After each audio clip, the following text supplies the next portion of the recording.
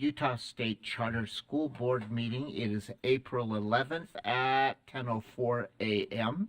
This is going to be, I'm looking forward to this meeting because there's so much learning and information for us to gain today, and I'm looking forward to hearing from a lot of our team and others today so that we can improve the work that we do. I'm looking forward to that. So welcome to everyone, and we'll start with a Pledge of Allegiance with Member Cisneros leading us.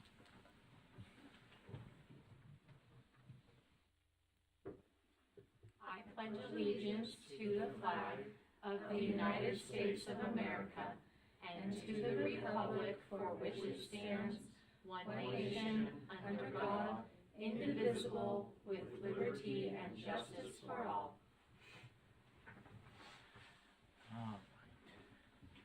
I should make note that we excuse Member Smith today, who has some family priorities that need to be taken care of, and that's the best way to say. Family is always first, in my estimation. So we have, as we make those decisions, and she is with us in spirit. I know some of our members have already been in meetings this morning working hard, so this is a continuation. And we are, in addition to our board and staff team, we also welcome A.A.G. Olson, who's part of our team as well. I'm glad that he is here. We'll begin next. I don't think we have, I'm not guessing we have public comment unless someone is online wanting to do that, but I don't suspect based on. Oh, good. Okay. Thank you.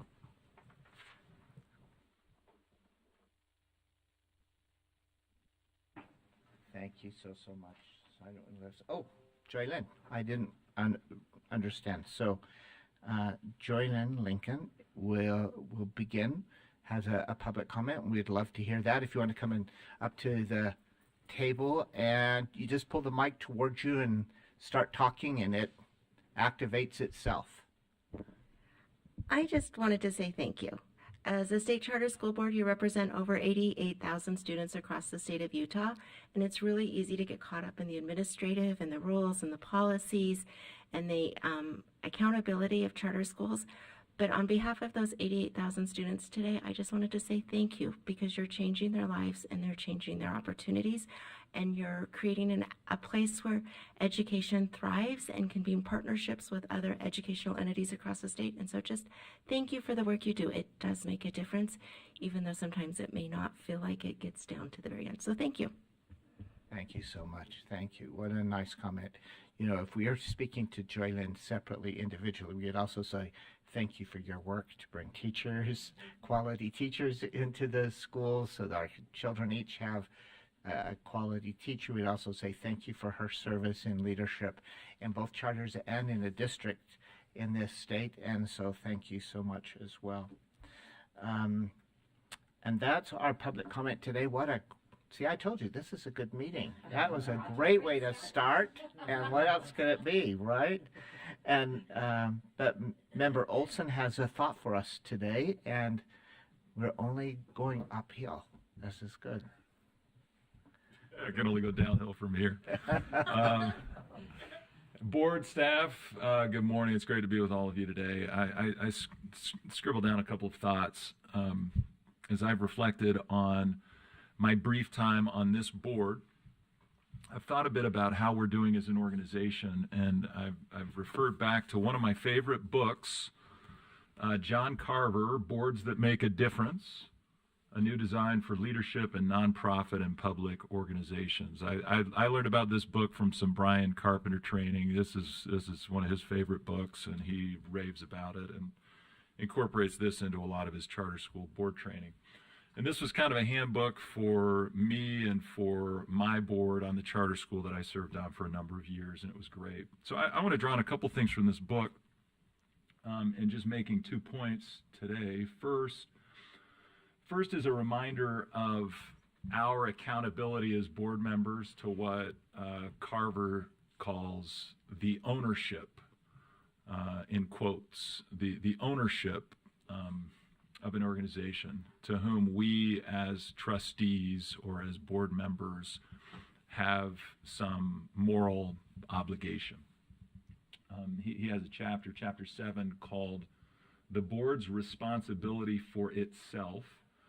And he explains that the ownership to whom we're accountable isn't necessarily whoever pays the bills, such as the Utah legislature, although that certainly is a part of it. Ownership is also those, and this is his language, whom the board has no moral right not to recognize. He does use the double negative there. Those whom the board has no moral right not to recognize. And who is it that we have no moral right not to recognize? Well, it's the schools that we authorize and the students that we authorize to attend those schools. We have to be responsible stewards, not only of the charge granted to us by the legislature, but also to those schools and those students.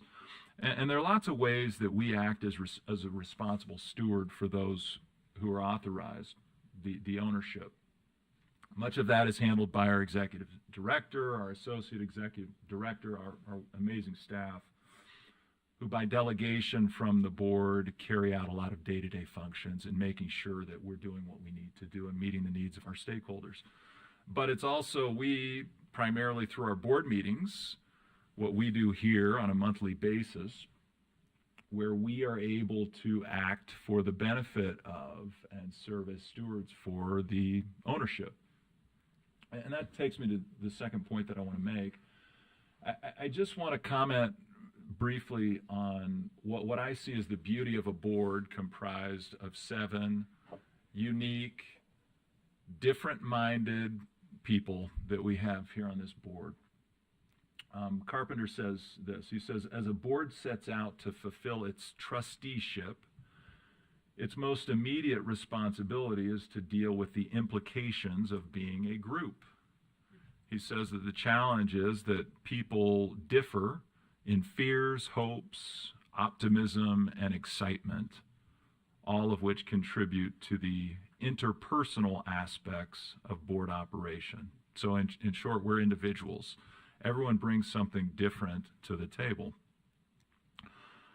And he explains it this way.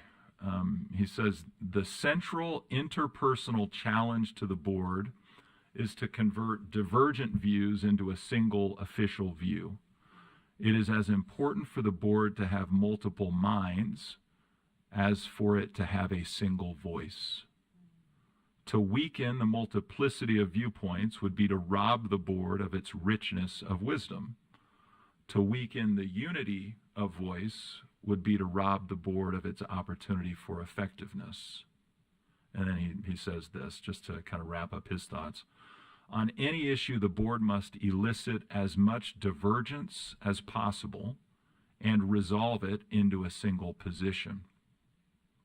Anyway, I think that's great. The richness of our board is in the individual minds that we bring together, particularly at our board meetings, where we have an opportunity every single month to come together and share diverse viewpoints.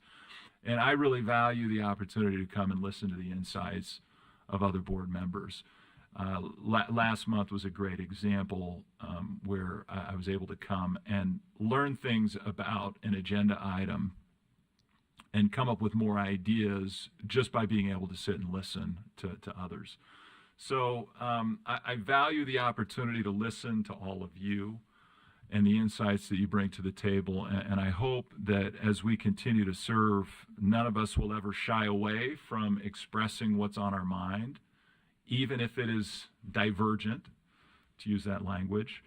And it's through that robust discussion and expression of opinions and thoughts and the careful deliberation that we go through, facilitated by the process that we have, which is a great process. It's all in place. It's a great framework for the board to operate. It's through this process that we can aggregate all of our individual obligations into a group obligation. We can serve as faithful stewards for the ownership and we can achieve the mission and value, or excuse me, the mission, vision, and values of our board. Anyway, that's all I have to say. Thanks, Chair. And well worth saying, and for us to listen to. So thank you so much. That is the work of a good board, and I think on this board, at least my experience is we speak up. We're a group who doesn't mind doing that, and thank you for that encouragement that that's the right thing to do, that we continue to bring individual expertise to the whole. The other thing I think that as this board is really good, once we make a decision, it becomes our decision. Whether it was opposite of my decision, I would have made individually, but now when the board votes, it's now our decision and we move forward. So, and we do better work for children across the state and families. So thank you for that. Those thoughts, really important for us to think about and consider. Thank you very much. All right, we're in our agenda, the consent calendar. If everyone's had an opportunity to look at that consent calendar, anyone who would like to pull anything off of that calendar to consider individually? Then I'm happy to entertain a motion relative to the consent calendar. Move that we approve the consent calendar. Motion to approve consent. A second to that motion? I can second that. So a motion from Member Olson, a second from Member Spiker. Any discussion about anything there?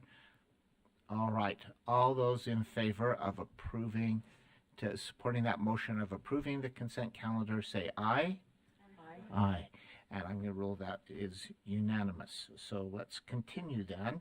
We have Director Kramer has an executive director report for us, which I told you we're in a learning mode today.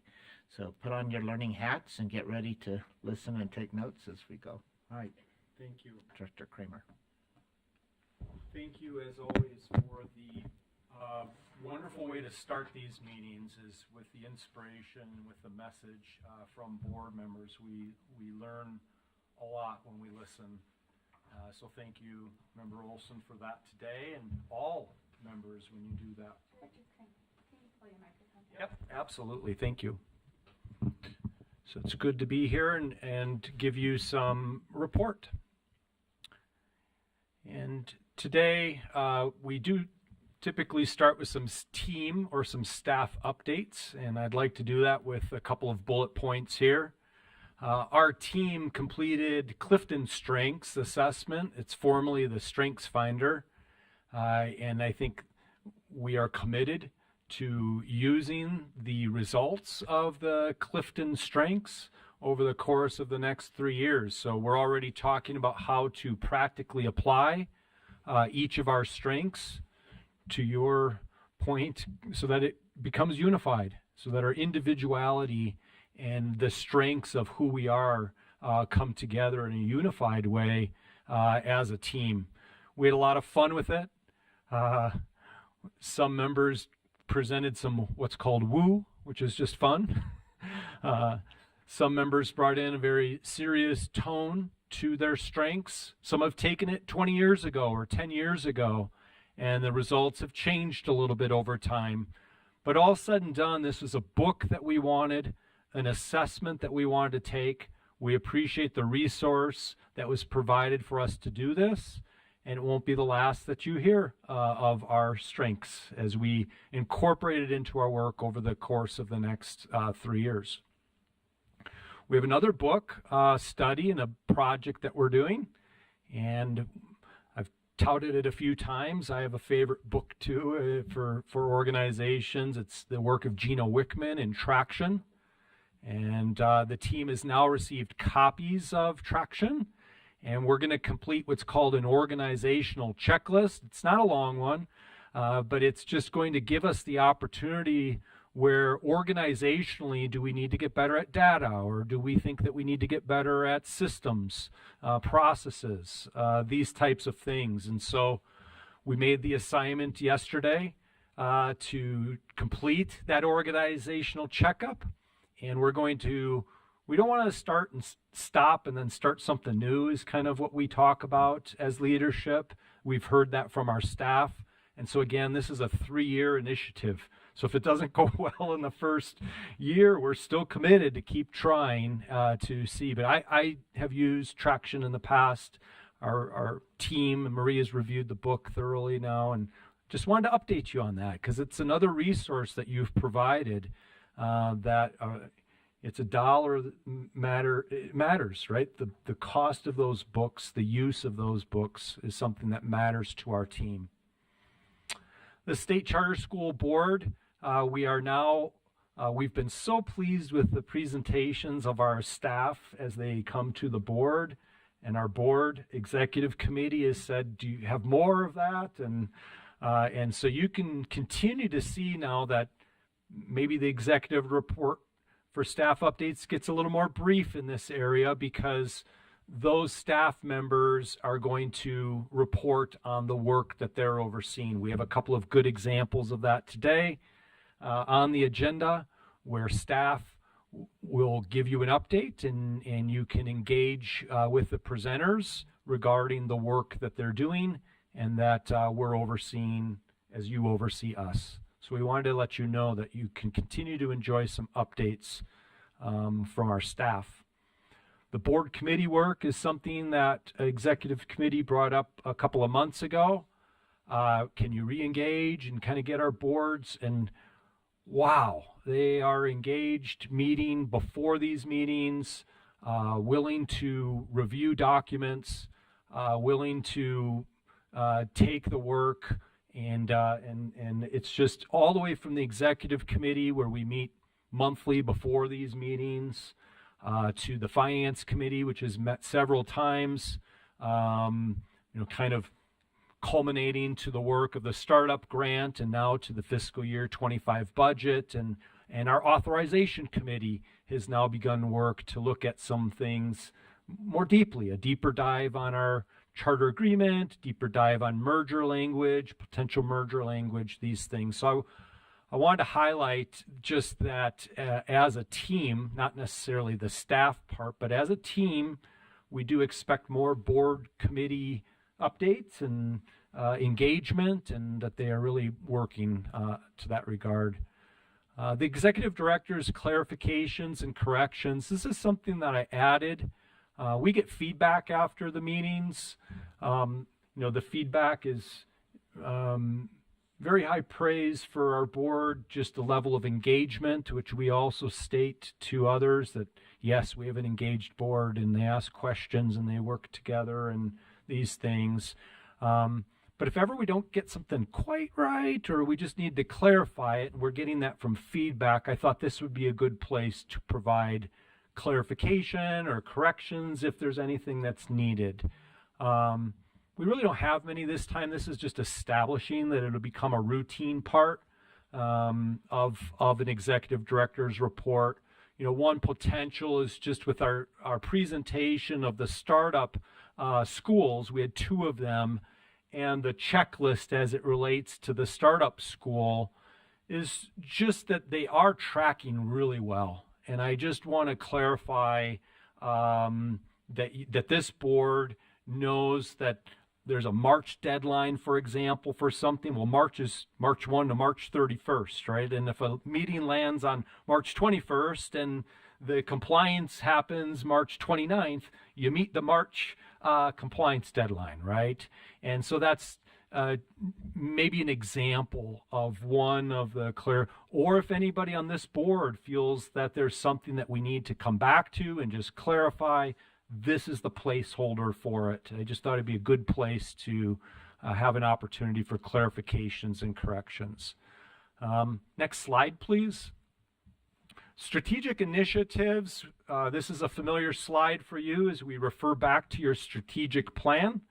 The work that we do is always guided by your strategic plan. The part that I wanted to emphasize for today's executive director's report is the first bullet point, where we collaborate effectively with the Utah State Board of Education, charter associations, and the legislation. And I highlighted and underscored the first and the last, just because I think that we have talked a few times about our association and network and how we work together with them. But it's a good time to reference how we collaborate effectively with these other two groups. And I do have a very specific, concrete way to share with you how we're engaging and working, or will be working, with those two groups. And so to this effect, the below, and it's going to come here, which is Prop 301, House Bill 301. And, just a call out to the lawmakers that work really hard during those 45 days. It's easy to make musings of their work and say, oh, they work late, and Representative Lisenby, as she worked through HB 301, just instrumental to a lot of the legal guidance that we enjoy because it's outlined. Or floor sponsor Curtis Bramble, who, as a legislator, came alongside 301. And so that's where you see the collaboration and the work between this board, or this staff as it represents the board and legislators. And then also with USBE, we have referenced our work with USBE several times in meetings, but this is another great time to just really highlight that. Even as recently as yesterday, Superintendent Dixon gave a very great supportive correspondence to something that I'm about to bring up. She's just always professional and always available, and just always a strong collaborator. She and her team are just always strong collaborators with the work that we have. And Charter Liaison, Joseph Carey, who did excuse himself today, he couldn't be here, but he's a liaison between the board and between the two boards. And so he's made himself available frequently for us, even recently, and even in reference to what I'm going to elaborate on in just a little bit here. And so these are just examples of the strategic plan that flows into our work with these two particular organizations. And then what specifically can I point to as an example would be the work that we have coming up related to facilities. And in the 301, 2 points here, and I'm going to talk about the second one. Notwithstanding subsection 2, the State Charter School Board may use facilities for State Charter School Board operations other than facilities that the State Board or the State Board's employees occupy. This is something that USB has now been made aware of, that we're exploring. On the next slide, I'm going to dive into that a little bit more. This is something that our liaison has a level of awareness that we are researching and exploring it. So the big question, right, is, are we moving State Charter School Board operational facilities? And I want to start with that first bullet point there that says this is a research phase. This is not a foregone conclusion. Executive leadership of the board worked with administration of the staff and have said that we'd like to lead on a research phase related to not using these facilities, but instead exploring other outside facilities. And so that is work that's been led by the executive committee with the engagement from the full board to come soon. So this is kind of the initial drop of this, with more to come, so to say. And it's also research conducted by the State Charter School Board Executive Director and Associate Executive Director with input from staff soon. We let staff aware in a staff meeting. We always have pretty long staff meetings the day before a board meeting, and we said that we'll need your input. But Maria and I are taking the lead on that research that the board is taking the lead on to have us do the research on. And then it's in collaboration, as I've kind of mentioned, with USBE and the leadership at USB, both the liaison or board members as we engage, or superintendent or staff as we engage. The vision, this is not exactly how things could go because it's a research phase, but it is good to cast some vision just for what this is about And so to cast this vision, it's to work in a collaborative or a cooperative state charter school board branded workspace. Something that we have as a home, a place that gives us signage, and it provides an anchor of sorts. But maybe it's not as big of a space. We are staff members of 8, and so maybe it's just a different look. And that first bullet point casts a little bit of vision as to what that could look like is some of these cooperative branded spaces, as long as it has an opportunity to be recognized as an anchor point with a mailbox and signage and some other things that give identity. Another part of this vision, again just a vision, is to work in our authorized charter schools. So instead of working in a building such as this, which is a great building, but our school buildings, our charter schools, that's where the real work happens. That's where we find ourselves as staff and as leadership. More and more and more is that we're invited into schools. Hang out here. If you want to work in our space, feel free to use our conference room. These are things that we're hearing. And so the vision is that we take our work to the places where it is most happening. And it is most happening in our charter. It is, I said that grammatically incorrect. No chat GPT when you're live. But the point here to this vision is that our work goes where it's happening. And the last part of this vision is to work in home offices and alternative spaces, which the reality is we already are working in libraries. Marie and I meet in the library quite often. We work in our homes. And so now the next just talks about why it is important to kind of to answer that question, why. And post-COVID has done a lot of things. One of the things that it's done is change the work environment. When our tenure began as leadership, we really worked with staff to come up with a hybrid option that was both in person and then also out of office, we call it. And so we created an opportunity to and what we learned from research and what we learned from our staff is that if we're together face to face, it's got to count.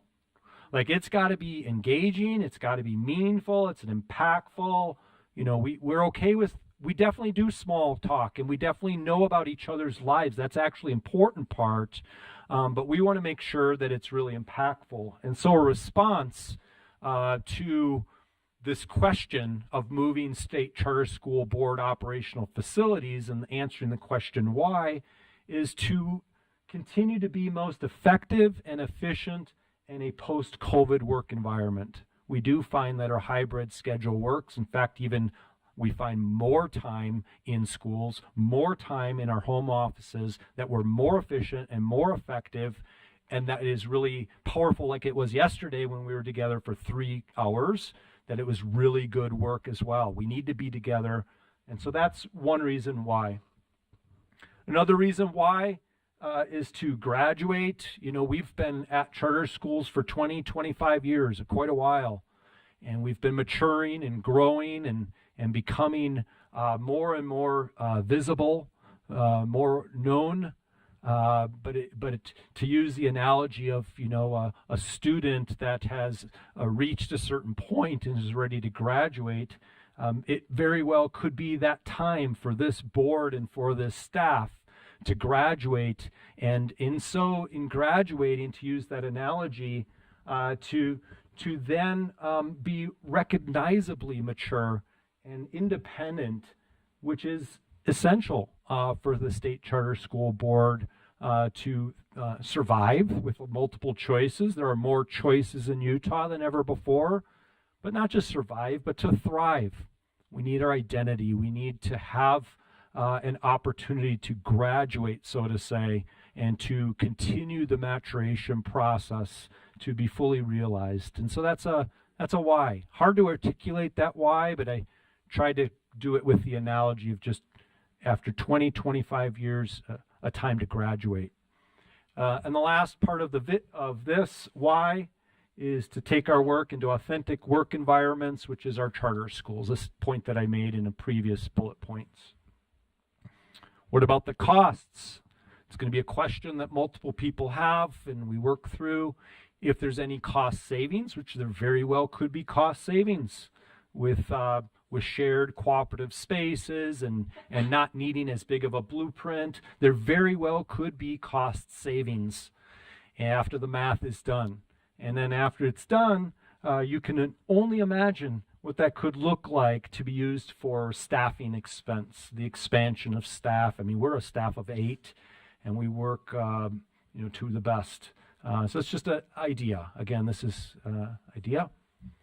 And then if any additional costs, it'd be the work of the board to prioritize those additional costs alongside all of our other costs.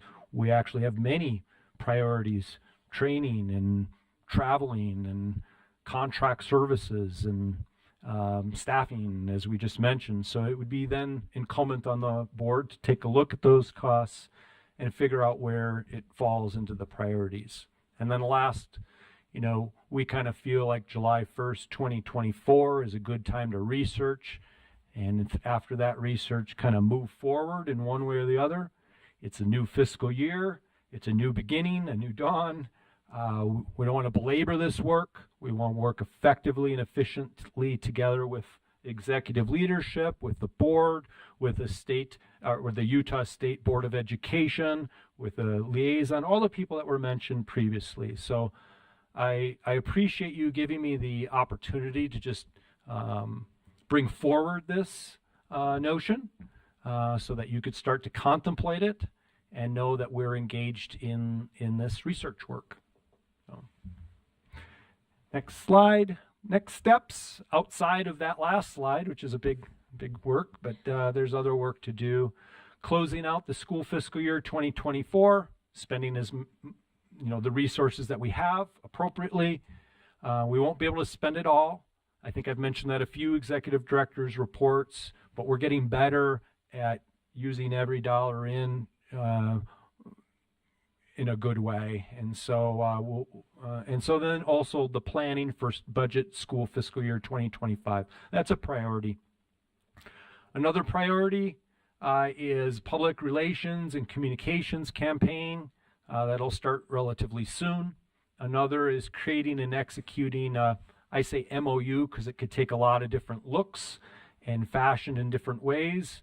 But that's an MOU or similar agreement between the USBE and the State Charter School Board, of which USB, again, graciously, yes, we have time for you to meet tomorrow, Dr. Kramer, and we can kind of just get it started a little. Let's really get this. There are already things in place, but logistically, I guess, is the get started. When are we going to schedule some meetings, and how does our work dovetail with the work of the boards as they look at board rule and things of that nature?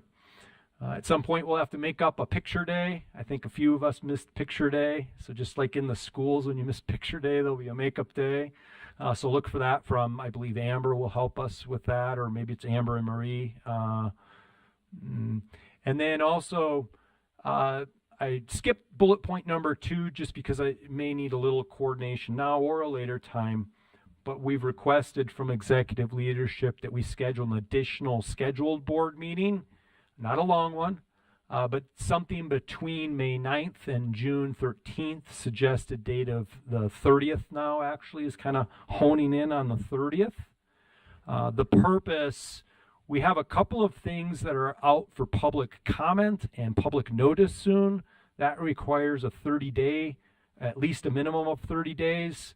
And then the board can take action after those 30 days. The time between today and May 9th is 28 days. And so we kind of missed that window just barely, which is why it's not a special meeting, but it's a scheduled meeting to continue. We're just doing a lot of work. I like the way Vice Chair Phillips characterized this, as we find ourselves with a lot of work to do. So we find ourselves with needing another couple of hours of board meeting. And so that is a next step and a potential priority. I think we'll end with questions, and if you'd like to facilitate the coordination of that, that's up to you, Chair Bowles. But let me hit a couple success stories to conclude the Executive Director's report, because this is our favorite part of the report, is that we're in schools And Marie will kind of tag team on this because a lot of them we go to together. Oh yeah, they just won again. Beehive continues to be just extraordinary in the work that they do. This time winner of the best school in the state. What was the source of that, Marie? Do you know?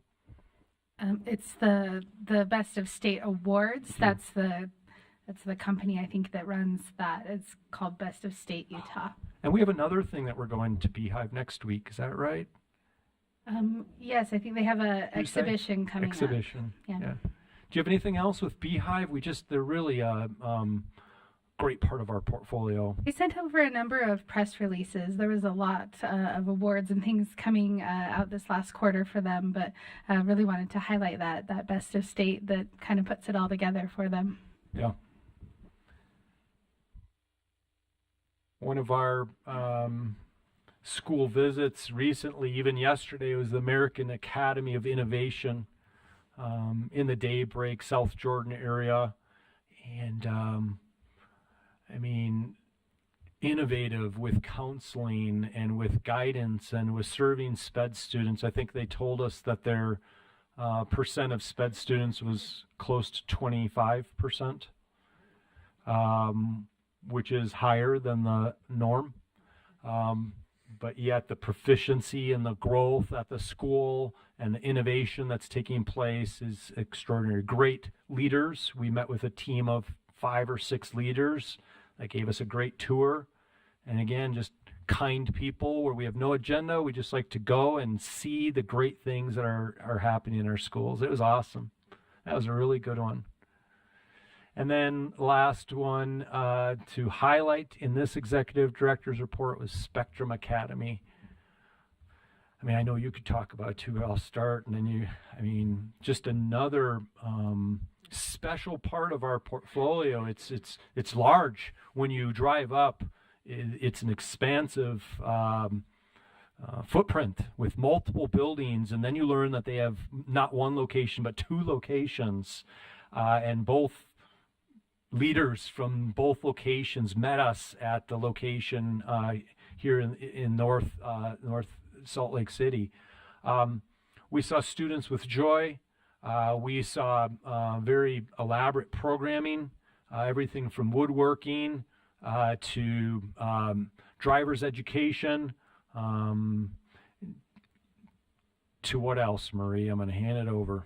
We saw their culinary kitchen. Oh my That was goodness. amazing. Unbelievable.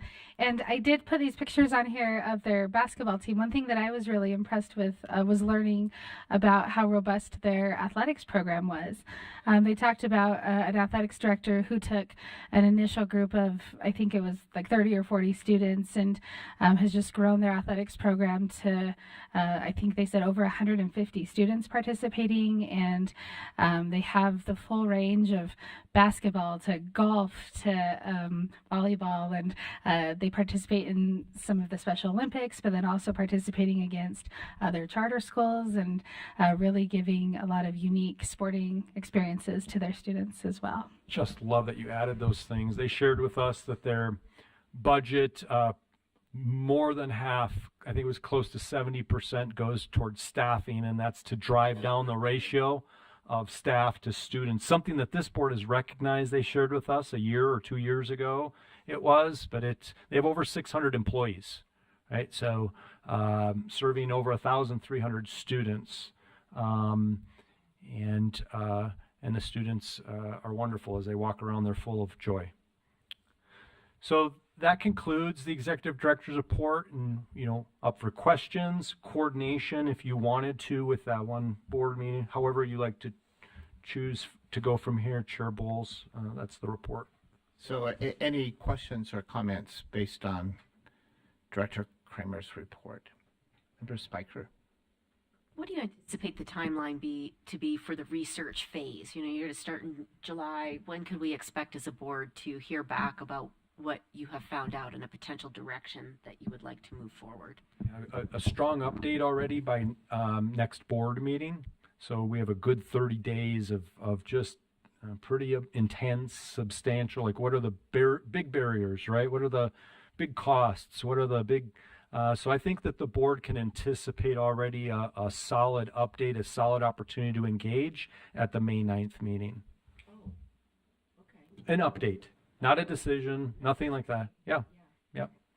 Because in order to meet a July 1, we'll have to, Did I not understand? No, that makes sense. I thought you were going to start this process July 1, like in this new fiscal year. But what I'm hearing you say is that July 1, we're going to know the direction we're moving forward. Thanks for that clarification. Thank you. Mr. Phillips. I was just going to add to the answer to your question as well. The USBE has to approve broadly our budget, not our expenditures. And so they need, usually, for our schools, there are usually 2 budget hearings, right? And they're going to need some time to review our budget, and our budget will either have a move or a transition embedded in it, or it won't. And those things have to appear appropriately in our budget before it's approved by them, and that has to be done typically before June 30th. So they'll probably, in the past, they've looked at it in May, and then again in June, and then approved it or not.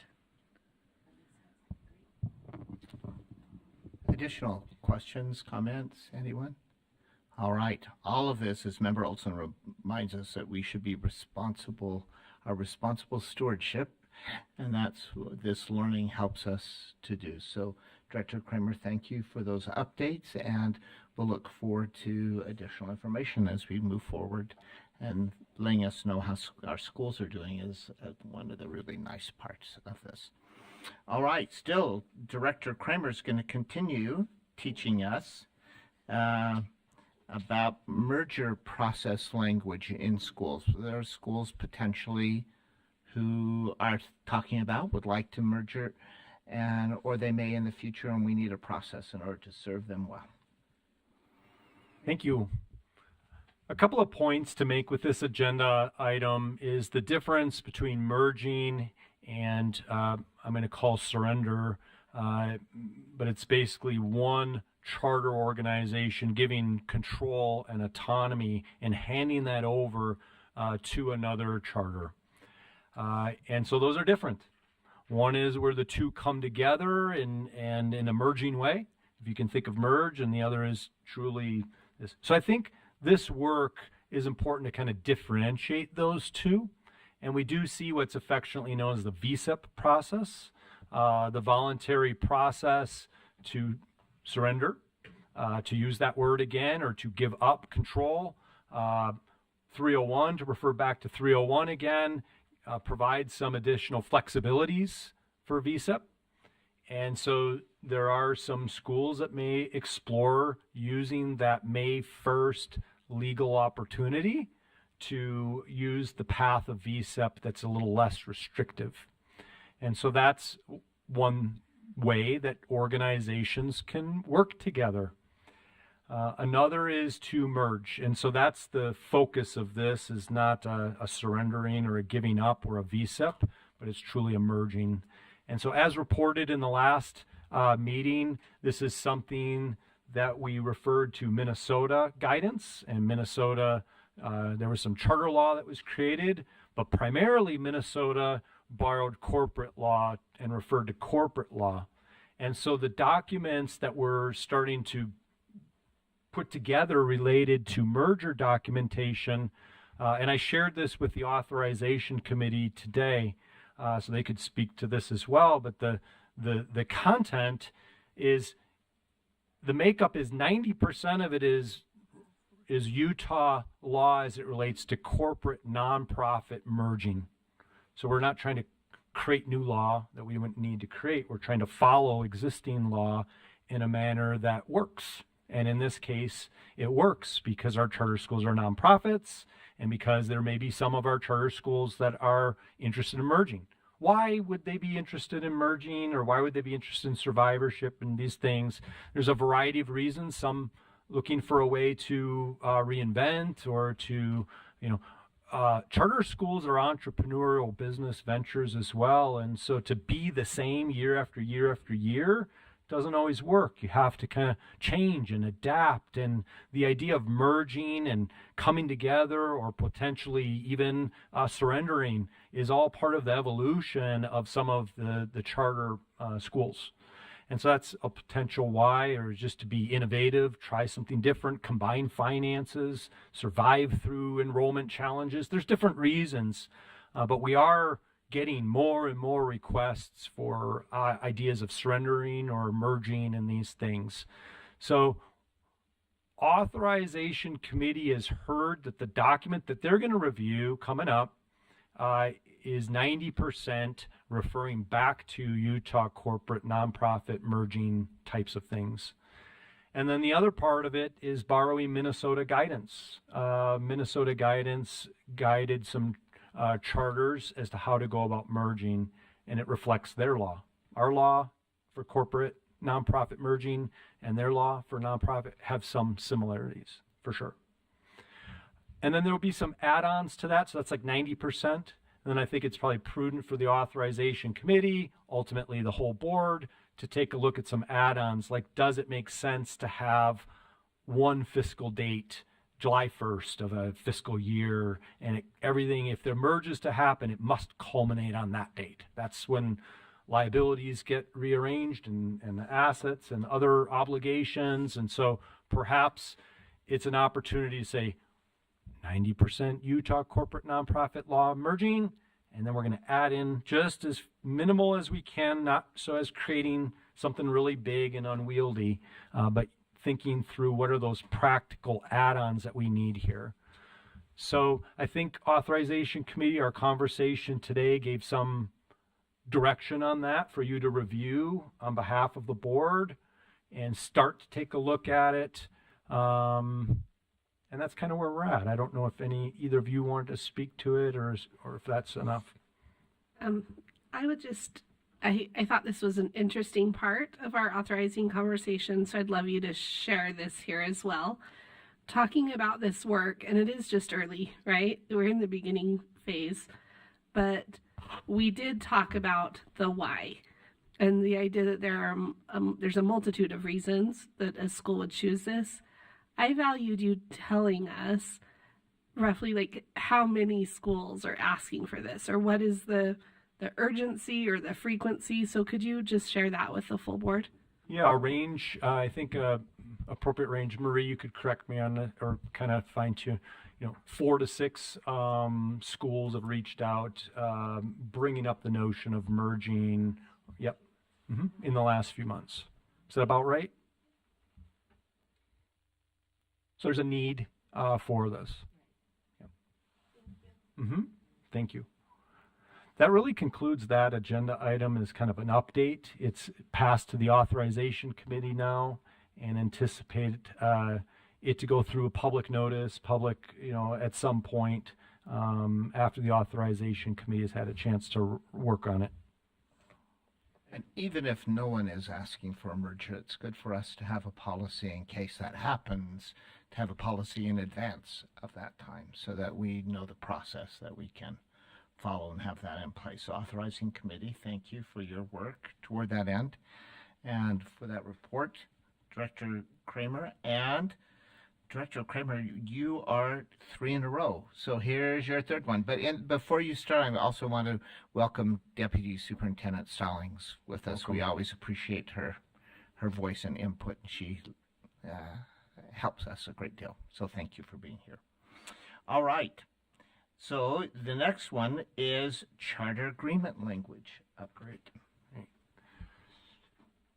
So I gave AAG Olson heads up that we would just take 2 minutes, not the whole meeting, although I could go the whole meeting. When I first arrived in this leadership position, one of the first and often person of expertise and of just kindness was AAG Olson. So he and I have gotten really close in a short amount of time. He's announced his retirement to take place soon at the end of this month. And so, you get a little card from all of us later today after we all have a chance to sign it. but that card's going to say that your disposition is unmatched, just that you always come with a smile and you always come with that professional disposition. Your presence is greatly noticed. You're always available and always here, and that you're just intelligent. You come with wisdom and just opportunities. So we have all been privileged. I know I'm speaking on behalf of board and staff and everyone that we wish you nothing but the best in your future, and that we appreciate everything that you've done for our board. And so that was the first part of this agenda item, was saying thank you. And can I say thank you back? I've really enjoyed getting to know you and being part of this board, and I really appreciate you welcoming me to be part of it. It's a great board. It's a great purpose in being. You have a great effort, and everybody's got the Utah kids and has the goal, and I think that's just a perfect board. Thank you very much. Thank you for the kind words. Got it. So one of the things that Kevin's been doing, and he works hard too, really hard. One of the things that AAG Olson has been working on has been the charter agreement. And so that's why it's appropriate in this agenda item to kind of tuck that in there. And then also, I'm going to lead out just that we continue to work on the charter agreement underneath Kevin Olson's, AAG Olson's authorship. He's taken the input, he's put it into a draft. The draft has now made its way to the authorization committee, which is the right committee to review. And so I think with that, even Member Olson was going to speak to kind of like that work that we've begun. And so I'll hand it over to you if that's okay. Yeah, that sounds fine. And Kevin's already spoken to this. AAG Olson has already spoken to the genesis of this and some of the goals. So I'll just hit a couple of the highlights. Part of the goal of this revision has been just to make it clear, to make sure that the language makes sense, and also to reconfigure what we've historically called Exhibit A. And there have been some tweaks to this. We've looked at this already as an authorizing committee. We're going to spend some time reviewing it more closely so that we have it ready to go and ready to submit for full review of the board. But so far this looks great, and we're excited about these new changes. Kevin, anything? Go ahead. Oh, no. Yeah. I was just going to joke and say, boy, it makes me think about being a charter director again to, have a different agreement. With a I'm signing teasing. party. I love I remember my job. we have tucked away the idea of a signing party too. I think you brought that up, Member Spiker? Yes. So we've kind of, who knows? So that agenda item was about just recognizing AAG Olson and his retirement. It was about introducing the work now being handed off to the authorization committee. There's a draft that is circulated to them, and that it's got a lot of good progress already, and a lot of it's getting there. It'll go for public notice, those things when the time is right. That's all I have to report, unless there's questions or anything else on that agenda. Any item. questions? Anyone? Is that Vice Chair Phillips? Yeah, absolutely. So this is a question as much as it is a comment, and two comments. One, thank you so much for the service you've rendered our board. It's been amazing. We've done lots as in partnership with you, and we've really enjoyed having you. As it seems too short. We're going to miss you greatly. As I was looking at Vice Superintendent Angie Stallings, who's joined, I remembered a conversation we had during the legislative session when we were just right after an Administrative Rules Committee meeting where HB 301 was contemplated, and we were making improvements to it, and hopefully we did make some improvements by our discussion, because we took back some changes to that bill in a substitute that had been recommended by staff and leadership at the USBE and others. But one of the things that was clear to us as we talked is how important the agreement is between us and charters. Not only that it be clarified and that it be clearly bilateral, demonstrating our need to support the charters, not just their need to comply with with fidelity to their charter, but that give and take, but also that every charter school have one, because HB 301 sort of restates what is known, which is the responsibility of the USBE over all public education, but it magnifies the responsibility that we have as a board vis-a-vis the boards of the schools with whom we have an agreement. So that agreement becomes essential. And so I've appreciated and by the way, one of the reasons that that's the case is because these are not elected boards. They're not responsible to their their constituents who have elected them. These are boards that are appointed. They reconstitute themselves by the processes outlined in their bylaws, and so really their accountability to us is of paramount importance, and that agreement and our support of them as well in return. So I appreciate that kind of in this environment that we're trying to clarify that we're operating in, so that we're supportive of USBE and they can in turn be supportive of us, and we can make sure that the right things are happening with schools that we authorize and that other authorizers authorize. These agreements are really important, and they've kind of been on the back burner in the past.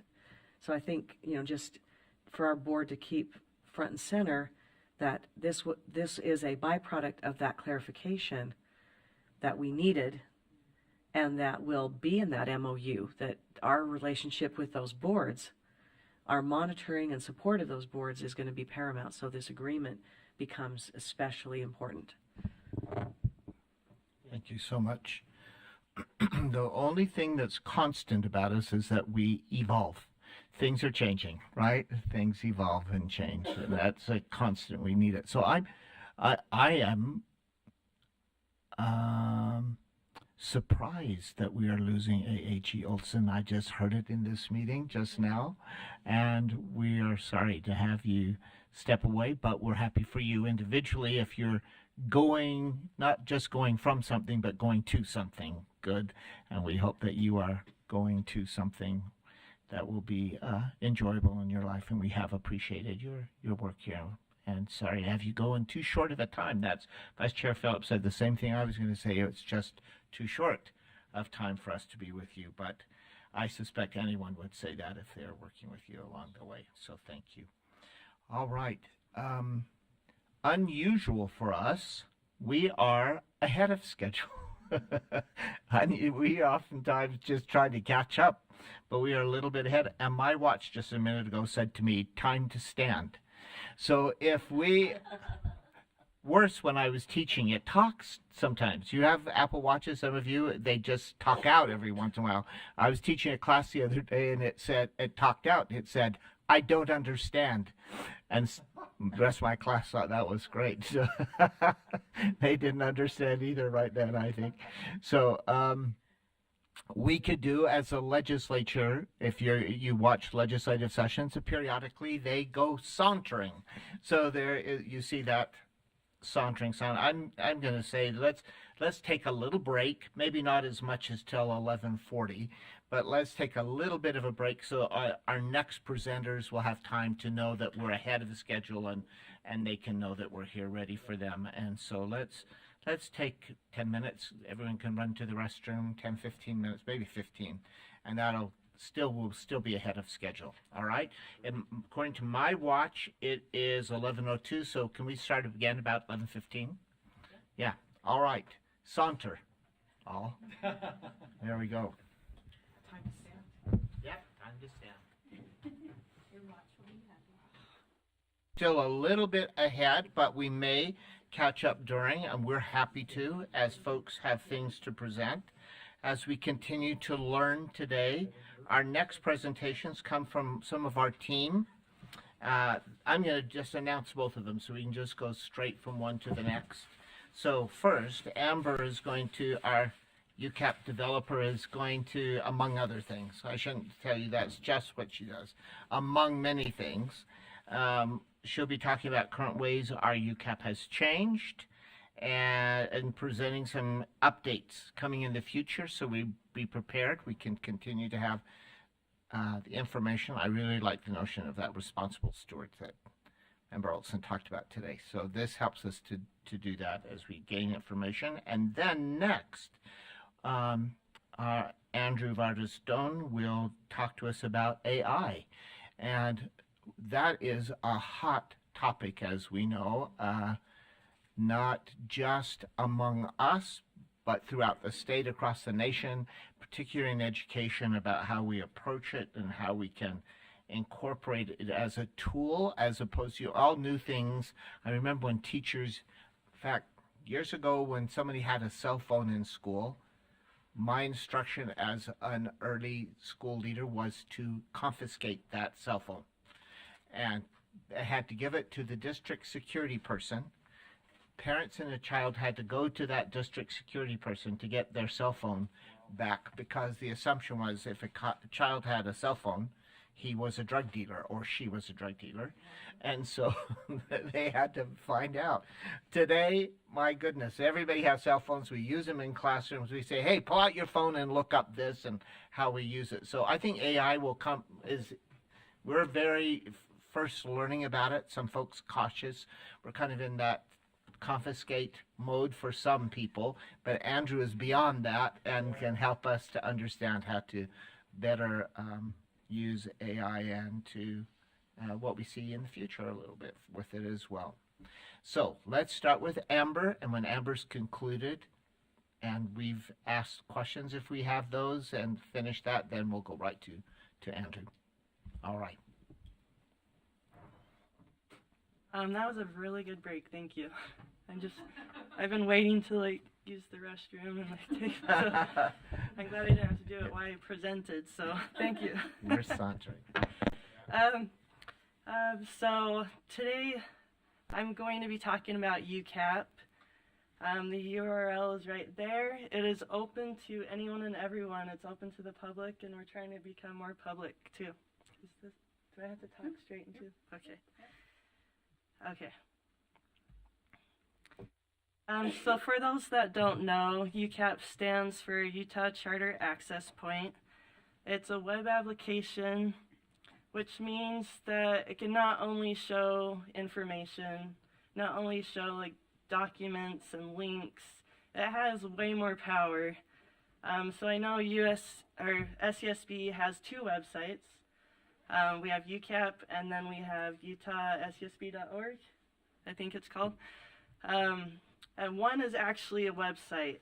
So the UtahSCSB.org is the website, and that's where it can show the links, the documents, the information, you can find what you need, but it doesn't have the power of UCAP. So it has UCAP, I gotta emphasize again, it's an application. It's more than a website. It can pull data, it can manipulate data, it can save data, and it can turn those into reports and dashboards. So it can do everything a website can, plus more. So. Stop me anytime if you have a question. Okay. Our main staff, we have our project manager, which is Marlene Ruff. She works with USBE. And then you have me as a developer. I do the software code. I work heavily with Marlene, and we prioritize tickets. Tickets are what ideas do you want, or what bugs need fixed? We prioritize those ideas and decide what gets worked on next and stuff like that. If you ever have questions about UCAP, me and Marlene would be the perfect ones to contact. Just email or phone. So we have testers, Brendan, Jenna, and also Marlene, and then myself as well early on will be testers for UCAP. So if we put in something new, we test it out and try to get all the bugs that we can out. Once in a while a bug will get through, and we just fix that in the next cycle. Verma is our code reviewer, so I write up my code, I add something, I fix a bug, he goes and he code reviews for me. So, and then we've had changes recently where USBE is starting to take some of like the publishing responsibilities and stuff like that. So I wanted to include them. They're a heavy part of UCAP too. And then Burke Stairs has done an amazing job at like moving our software that keeps track of our tickets into the cloud. So I just want to give him a shout out. So, any questions? No? Okay. Yeah. Because I'm sitting here, I am, because of the work I do, I automatically get connected to Eduroam. I can't open it. It's just spinning. Do I need to be on a particular browser, or should I be on a different? It's used best in, what's it called? The one that's, yeah, not Firefox. Firefox kind of got shut down. Yes. It's been, I can't, well, and I've been, I Chrome. can't get into the agenda either for today, so I So went to UCAP was guest. down. It was down this morning, Oh, but it's it back was. up. So if you do Okay. like just a refresh, Okay, and And I'll I can try get it. UCAP again. I think it's just, sometimes the tech with our, I haven't been able to get Everyone in through Eduroam either, so we'll do Okay. that. oh, okay. Yeah. Well, I'm on Eduroam, but I can't then, it's like, it's firewalled, so it won't let me get in there. It's just spinning when I just tried to get into UCAP. I'm saying, okay, that's okay. I'm going to play around when I get home, because I know from home I can get in I there. can help you at lunch too. We Sweet. can get on it. Yeah, it's just sometimes I think it's based on the, So this morning we did Yes. move some database changes in, which then we added the code in, but now it's working again. So you put those two together, you get magic. Let me just say, Blanket, if you have questions for Amber or Andrew and they present, just go ahead and ask them. You don't have to be so formal. Just, as it comes up, ask. Yeah.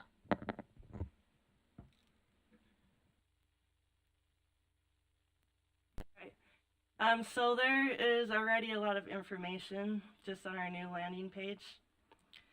You can get to this, like I said, it's open to the public. You don't need a user account for UCAP to get a lot of information about charter schools. For example, someone can get on here and learn what charters is and how the authorizers work. We have that kind of information. We have the ability to find a charter school just using the directory. The board meeting materials are easily accessible. And you can see like there's tons of like links into things, and hopefully we made it user friendly. So before I change, in the top left is a button with 3 horizontal lines, and this is our main menu. And then in the top right, like I said, you don't have to log in, but if you do log in because you have a user account, you'll get more stuff based on your user role. So like, I'm an admin, I'm gonna get everything. But like as SCSB staff, they'll get certain things. And then like as you guys as board members, you'll get certain things, just like little extras. So. I pull out the bigger pieces of UCAP, and I'm not gonna read each one of these. Someone mentioned that this looks like a Jeopardy board, which I know, huh? I was just gonna go ahead and read through those, but I was just gonna point out some of the big things that get used the most. And for sure, the school directory is used the most frequently. Like when that page goes down, I know, like people are contacting me. USBE staff uses it, the public uses it. It will give you the location of the schools. It will give you the website of the schools. It will say who their authorizer is, and other things like that. So, SESB staff also uses the CSAF oversight system. That is a big system. It has our warnings, probations, our R&Rs. I don't know if I'm not gonna like say what those are, but if you want to look them up, you can. And it's how we communicate with the charter LEAs and keep tabs and progress on how they're doing on whatever status they're in. So, and one more I was gonna pick out is trainings. We can show past trainings that's been offered by us, SUSB. They can go in there and they can find the YouTube video and watch it. So if they miss it, it's in there. Or it also shows upcoming trainings, so it'll give the location, time, and all that kind of information. So, any questions? So obviously these aren't going to be used by everybody, but bits and pieces are used by like certain staff or by like public and, you know.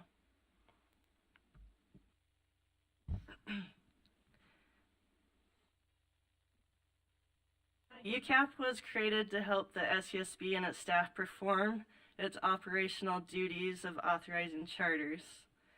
As we've developed, we have branched out to what is useful for charter staff, so like the directors and board chairs and board members. And we've also included USBE staff, because that once in a while they'd be like, oh, I love this, but can you add this feature too? And we've taken that into consideration, and we've added it when we could. But this year we focused more on the public, obviously a new landing page with lots of information. We've been thinking, what does the public want to see? What do they want to know? For example, if I was a person that wanted to, like I have a great idea for a charter school. I want to start one. I can go to UCAP, I can find like charters in my area, and I can go to the start a school page and actually know my next steps. So.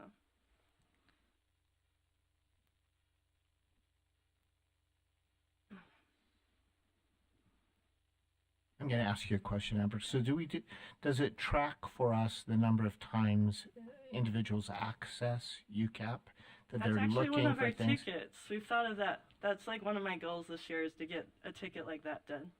To be like who logs in, who doesn't log in, where do they go? What are they looking for mostly? Where is the primary search? Yeah, thank you. That's good input. Okay. So UCAP is created in the agile way, which means we take all those suggestions like the new ideas, the bug fixes, we pick 3 or 4 of those, so we call it like a little bundle, and we get those completed and we put those in. So this is kind of, instead of doing like a whole big project, we try to do little pieces, put it in, make it useful like quickly, and then we start a next cycle, grab some more, put it in, and do it cycle. So you might not always notice that things aren't going in because you don't know where to look, but there's constant, like every 3 weeks, there's something new going in there. And it's not just one thing, it's like a little bundle of things, so, yeah. So here's just some of the more recent things that have gone into effect. With the help of USBE IT, we were able to actually take all of UCAP and move it to its own new web server. We used to have to share. And then its own new database servers. So we're on our own. We don't have to share with other websites. If one website goes down, it's not going to affect us anymore. Which also makes us faster, more secure, and more efficient. So it was a huge, like, I'm really excited about that. So. Alright, and then with these other ones, I'm just going to briefly show you a picture of each and then briefly talk about them. So,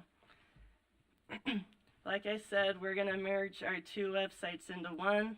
We're about halfway through the process. And then we're going to keep both of them open until it's completed, and then we'll shut this one down. So no worries. We're doing double duty while it's getting fixed. So. Sorry. We've a new page that will show events and news that's happening in the charter world. This will include all our board meetings when they are and the information that they need to like either attend or go online or whatever to watch it. It will include any trainings that we're offering. So it's pulling the board meetings, it's pulling the trainings, and then it'll also include anything we want to add as staff. so we can add any news.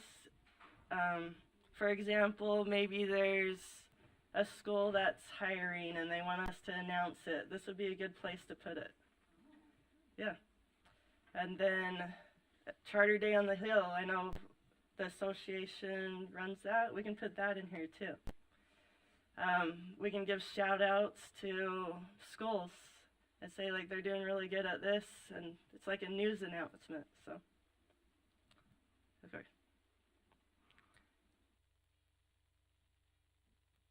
It takes all that information, like I was telling you, you pull data. It takes that information and it just, on our landing page, we're going to show it there too. Just a short little list of what's upcoming. And then take it one step further, we have the yes, please subscribe me button. Do you guys see that?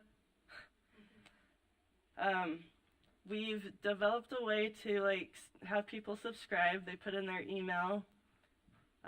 We save those, and we're going to create kind of a newsletter kind of email. So I just want to show you on the next slide. So SCSB staff, what they would do, they would come in on the left side, fill in their title, put in some documents that they want to attach. UCAP will automatically pull like what upcoming news and events are happening. How do you unsubscribe? Because by law you got to have something like that. And then what trainings, how to find trainings. Like that will automatically be pulled. And as staff, you can edit the body, add or delete whatever you want. And this is created within a couple minutes. And then you just click the button and send it to the subscribers, and they get it.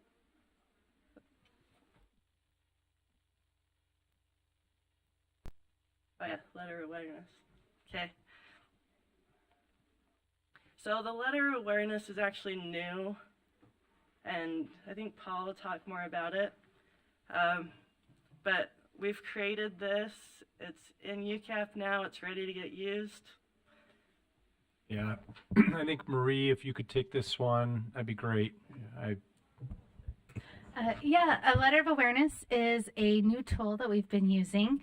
And so it is separate from a notice of concern, kind of a similar name, but one step removed from that, so that if an issue or something comes up, different times, schools will say, you know, well, why didn't we get a chance to like talk about it first before like a corrective action or something, you know, happened? And so Director Kramer and I have introduced a letter of awareness from staff. And so that's just a very simple little write-up that says, hey, like basically a call to action, like can we set up a time that we can chat about this?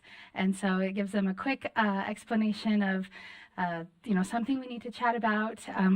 We also try to establish empathy within that letter of awareness, making them aware that, you know, there is something we need to talk about. We want to understand your perspective and your viewpoint on this. And then that's something we can send to a school. So far, the schools have been responsive when they've gotten that and reached out. We've been able to then have a conversation first, and then if a notice of concern or a warning or, you know, something needs to come after that, we can.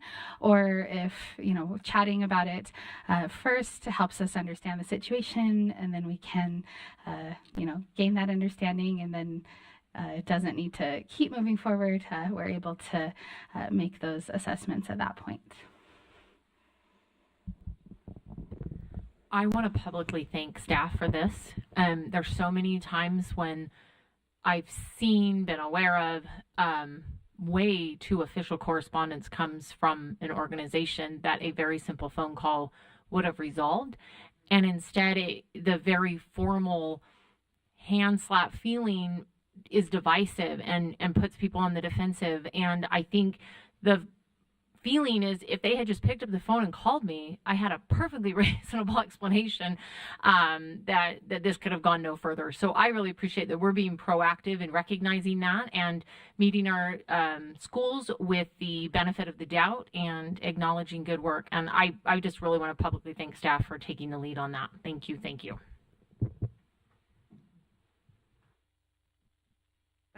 and it's a kind of a way to stop things early.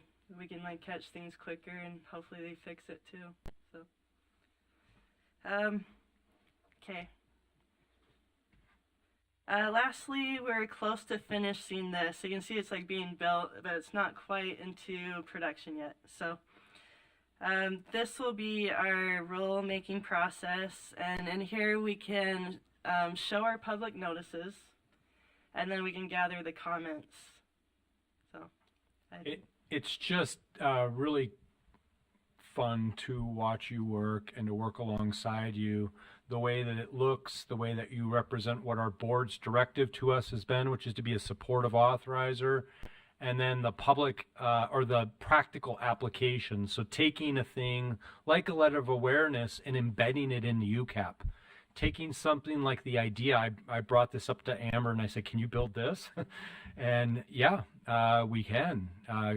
You know, and so she and the people that she mentioned have been working diligently to create a really innovative way to first do a public notice that involves all the steps in rulemaking that are required, but then also to solicit public comment and things like that. And so it's not just like a blurb on a website or just like something that we did because we had to.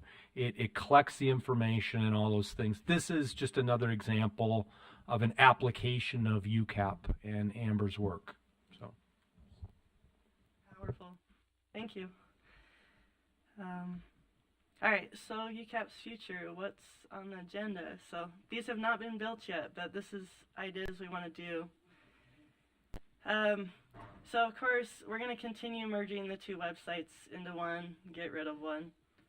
And then we want to create a management system for SCSB grants.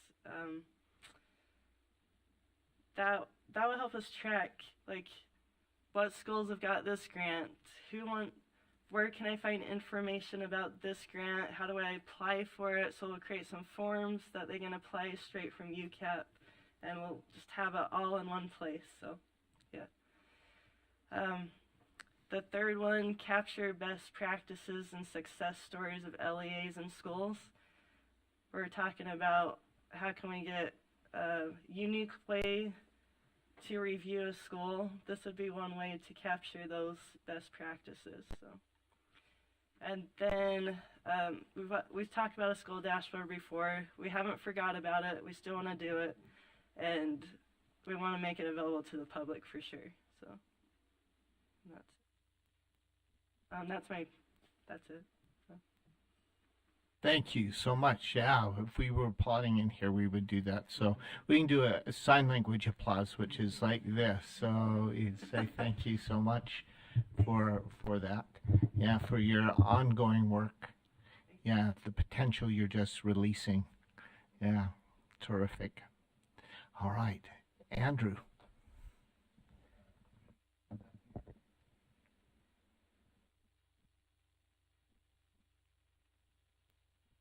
And again, Andrew, is it okay if folks just ask you questions if they have them along the way? All right.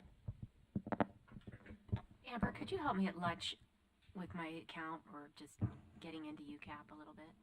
Yeah, like log in? Yeah, it's just not connecting for me. Try EduRoom and USB eGuest.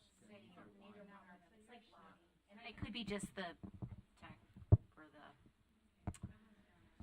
oh my gosh, our internet. I feel like my grandma, the internet, you know, like, That's all right.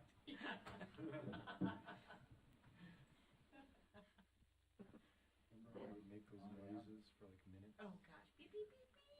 Can you listen to it? Mom used to think you were breaking the computer by pressing return. Too hard, you know. Is this working? Sweet. I had a big Apple II each other within the district, and man, we thought that was cool. Absolutely. You know? All right. Good to be here. Everyone on staff knows that I'm the AI guy. I really think that it has a lot of use cases in our work, and in most work. And so I'm here today. Paula Marie asked if I would give like a brief update on how we've been sort of integrating AI into the SASB. If it was up to me, I could spend 2 or 3 hours talking about all of this and all of the news and all of the updates and all of all the interesting, cool things. But it started with me finding ChatGPT and starting to kind of explore it and kind of learn. And then as we would talk in meetings, people would say, "Oh, I'm having this problem," or "Oh, I'm struggling with this idea," or "We should brainstorm this." And I would say, "Just use GPT." And they'd say, "We've been doing it this way for a while. Like, oh, I think we're okay." And then the more I started showing, the more I started, exploring this and using it, the wider the adoption grew on staff.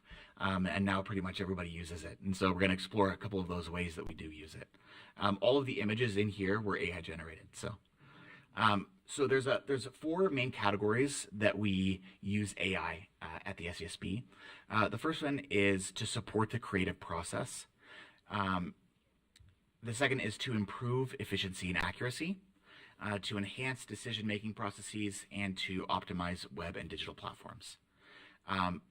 So a couple of the ways that we enhance the decision-making process is through proactive management, alternate ideas, and research. So one way that AI is pretty cool is you can say, find me some research that's in published articles in journals about blank, right? So if we're looking up different ways, such as innovations in charter schools or different ideas, we can just say, find me 10 journal articles and give me their links so I can go out and find them.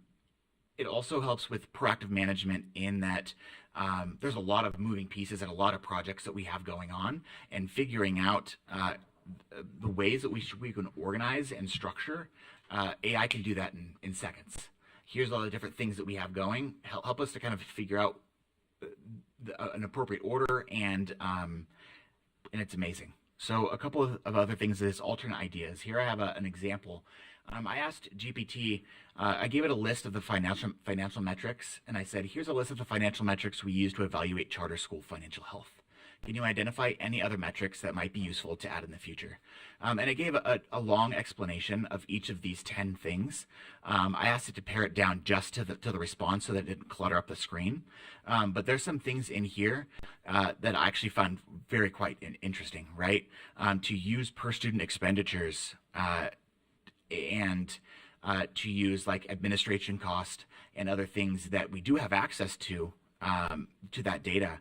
But we're not currently using in our measure of financial health, because if a school has 50% of their budget going to administrative costs, or 5%, 10% of their budget going to per pupil expenditure, then that's probably a conversation that we need to have. And there could be a perfectly reasonable explanation for those things, but just interesting ideas that we might not have thought about, or we can say, here's our plan. Can you find holes? Can you look through this and figure out where or we're maybe not thinking this through fully, and it can help us to kind of work through those ideas. So another way that we use it is in the creative process. We use it to decompose. So if you have a big project or a big problem, break this into smaller pieces. I'll skip forward a little bit. I use something called Goblin Tools. You can't see it super well on the screen, but I just said break down the required steps to create an academic framework for charter schools. And in about 45 seconds, I had this list of different steps that would be useful in that process. So research existing academic frameworks in charter schools, identify goals, determine core subjects, establish standards, even to consulting stakeholders, including teachers, parents, community members, organizations. And something that's quite interesting is that you can see this little magic wand on the side. If you click on that, it will break down that step into more steps. So we have here research existing academic frameworks in charter schools, and then it breaks all those down into conducting literature reviews, identifying key components of successful academic frameworks, all the way down. And you can do it again and again and again, as decomposed as you want. And so I find this to be super useful, and it's something that I use on the day-to-day and is very helpful. Another way is through brainstorming. So the question here is, can you identify common and uncommon performance measures related to schools? And you can see here that has the full list out with all of like the word choice in there. And some of these things we obviously do use, standardized test scores, graduation rates, but other things we don't, such as student-teacher ratios and things like that. Not necessarily sure how useful it would be, but these are kind of common. I left out the uncommon ones because I didn't want to clutter up the screen, but some of those were actually kind of interesting as well. And so as we're looking to create an academic framework, this is very useful as a brainstorming tool to kind of look at things that we have traditionally used, but also things that we have never even thought of using before. It's also very useful as a proofreader. We can give it a document and say, please read this and correct the grammar, or read this and suggest other ways of phrasing, or suggest, tell me how this might come across, right? So using it for tone, and that's very useful as well.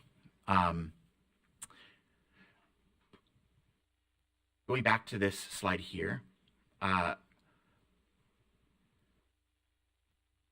it has helped to improve efficiency and accuracy by streamlining the brainstorm process, by streamlining the decomposition process, and specifically in terms of optimizing web and digital platforms. Amber talked about how she could give it a snippet of code for a website or code for UCAP and say, hey, this is how I've done it. Is there a better way? Right?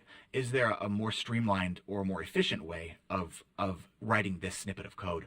Or is there a way to make this more secure? And that's something that I think is extremely useful, in that if we're able to figure out how to make it far more secure, then we'll have no issues with data breaches, and that it just protects our data and protects our schools. And that's kind of it. Other than this as the most important part of the entire process, and something that we talked about at length on staff, is that AI is a supportive tool and not a substitute for human judgment. AI is a supportive tool, not the one writing everything, right? If you just use AI to write something, you can tell. And it is not human, and we want to make sure that when we are communicating with schools and writing things, that it's us, right? That it is a supportive tool for helping to brainstorm and helping to find holes and helping to accentuate, but not the end all be all. Secondarily, we find that it's important to learn and understand the tools that our students and teachers are using. Students are using this. They're using it to write their essays. They have to develop tools to figure out if the essay is written by the student, and then they're developing tools to trick the tool that's supposed to see if the kid's writing the essay with the AI. And if we allow ourselves to not understand and to not know what's going on, then we'll fall behind, and we could be not as efficient, but not even that important as efficiency, but just in the know and fully understanding how to best support our schools. So yeah, are there any questions? Questions from anyone? I think it's really important from my perspective for all of us to become familiar. If you haven't played with it at all, you should. We all should. And I hope that Andrew's even whetted my appetite even more to explore additional pieces. But it's not going away. It's something that will be a part of schools. We just need to know how to work with it most effectively, and for kids still to learn. In other words, kids, even if it generates an essay, this is argument from some, the kids still have to tell it what to look for in order to write the essay, and they still have to verify. I've heard a few times, Andrew, and I don't know if you can react, that it will, sometimes AI will, I don't know if it's ChatGPT or what, but it will generate information if it doesn't have information, and that information may not at all be accurate. And that's why I think you're telling us it still has to have a human intervention. You can't just believe what it writes. You have to look for things. Do you want to react to that? So like if you look at it like from a point of view of like a video game, the AI gets points or rewards for giving you what you want, right?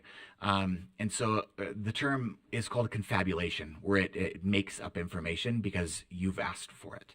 And so sometimes I'll say, show me sources. AI has gotten to the point where it can use Bing, it can use internet to go out and find sources. And so I say, like, you telling me this, prove it, right? Show me the evidence. And if it can't produce the evidence, then that's definitely not something that I'm interested in exploring. I was talking with Member Olson about months ago about a lawyer who used GPT, a former version of GPT to write his legal brief, and when the judge asked for the citation of a couple of the cases, they didn't exist. He was disbarred. So it's important to make sure that all the information is accurate. But as better and better versions of AI are created, that happens less and less, right? Like I personally pay for the improved version of GPT, and it's about 70% smarter than the free version, and it's wonderful. Yeah. I was looking at the faces of the three attorneys around this table to see how they would react to that. But and that's true of educators as well, because we're receiving information from kids, right? And we may be writing things. So it is to verify. That's why we triangulate data, right? And that's a skill that kids need today. So if we are not, it enhances or adds to the kinds of skills kids need to learn today, as opposed to ignoring that. I mean, it's things, life evolves as technology evolves, and it hasn't stopped. We have to jump in. So I so appreciate your discussion today, and I'm glad you're using it. We all need to use so that we'll be a little bit more familiar and conversant, right? So I'm not the one who always has to say to somebody, hey, will you find this on my phone, or could you add that for me? I want to have that knowledge, especially because kids are using it. Yeah, and how they're going to be using it is going to evolve as well, right? And so like every generation has their thing, right? So when cars came out, the older generation saying, well, they're not teaching kids how to drive horse and buggies anymore, right? And as time goes on and as technology evolves, there's always that, like, well, they're not doing this anymore, right? And you're not going to always have a calculator in your pocket was the thing that I heard when I was a kid, and I do. And now I have like a data analyst, a professor, a linguist in my pocket constantly. I have GPT on my phone, and if I have a question, I don't use Google anymore. I use GPT and have it pull sources. Yeah. And so if kids are writing essays with it, like, I wonder, I have no idea, but I wonder if it's the calculator argument, right? Yeah. Of like, no one's going to be writing essays in the future because AI is going to get to the point where no one's writing. And so what are we going to do? What's the next step? Like how can we innovate and you had said it, right? Of like, what's prompt generation? Because prompt generation is extremely important. Yeah. What you give the AI or what you tell the AI to give you massively is important in what it outputs. Right. Yeah. Right.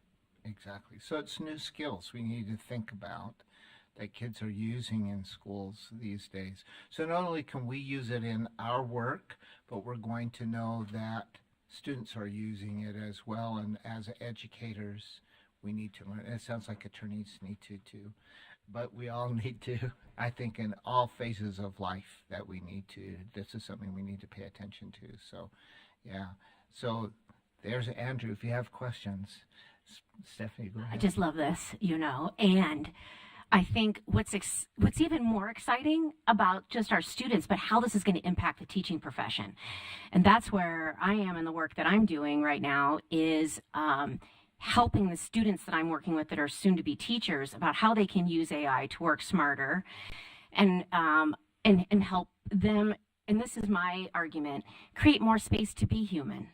My hope is that the AI isn't going to take away who we are, but actually provide us more space. In fact, I was just playing around on that Goblin Tools site, and I just typed in like a bunch of stuff that I saw on my fridge this morning. Yeah. I know, and I this is sort of related. I wasn't off task, chair bowls, but I did this, and I hit the chef button, and I was like, okay, thanks for this recipe, right?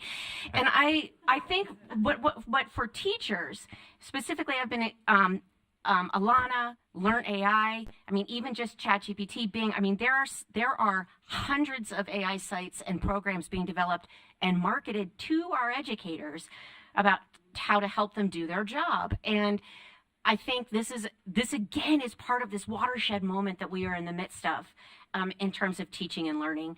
And we know that the AI technology has been around, but not like this, right? Where we've seen it implemented in schools in this way. It's exciting, and I'll just say one other thing, and I don't know in terms of in the backdrop of the governor's recent announcement a couple months ago about phones in schools, and again, as we're thinking about AI, I have a student in Weber School District who was doing a project. I'm just going to share this as an example. She's in a 10th grade honors English class, and the teacher, they're reading Frankenstein. Teacher assigned, what we want, here's these literary elements, and I want you to create some kind of tangible project. Marley was like, I'm at a loss, Mom. And that was because the week before she had just made a printing press for her social studies class. So anyway, we get into ChatGPT, and I said, hey, let's go ahead, let's type it in, and let's ask ChatGPT for some advice about this Frankenstein. I think maybe I talked about this at lunch the last time we met, but I'm going to share it again because it's good for public comment or for this. And it was blocked by Weber School District. So I think these are big conversations that the school districts need to have. If we aren't teaching our students how to use these tools effectively, they're going to learn somewhere else. I would much rather my students learn from me how through the modeling and the ethical and responsible use of how to use these tools in an academic environment than willy-nilly on the web.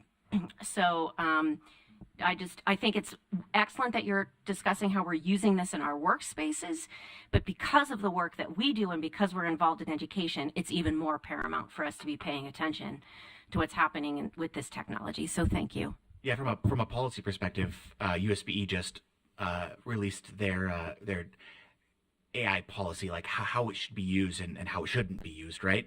And so as staff, we kind of talked through that and made sure that we are in alignment with that, because it's kind of similar, right? This slide here is, we don't want AI generating all of the idea, not just the ideas, but like all of the work, right? Like we want it to be, if it's used, to be an interplay and a mix. And if you don't know how to do it, it's pretty easy to just slip right into letting it do everything, and you're not going to have a product that's what you want it to be at the end of the day. Right.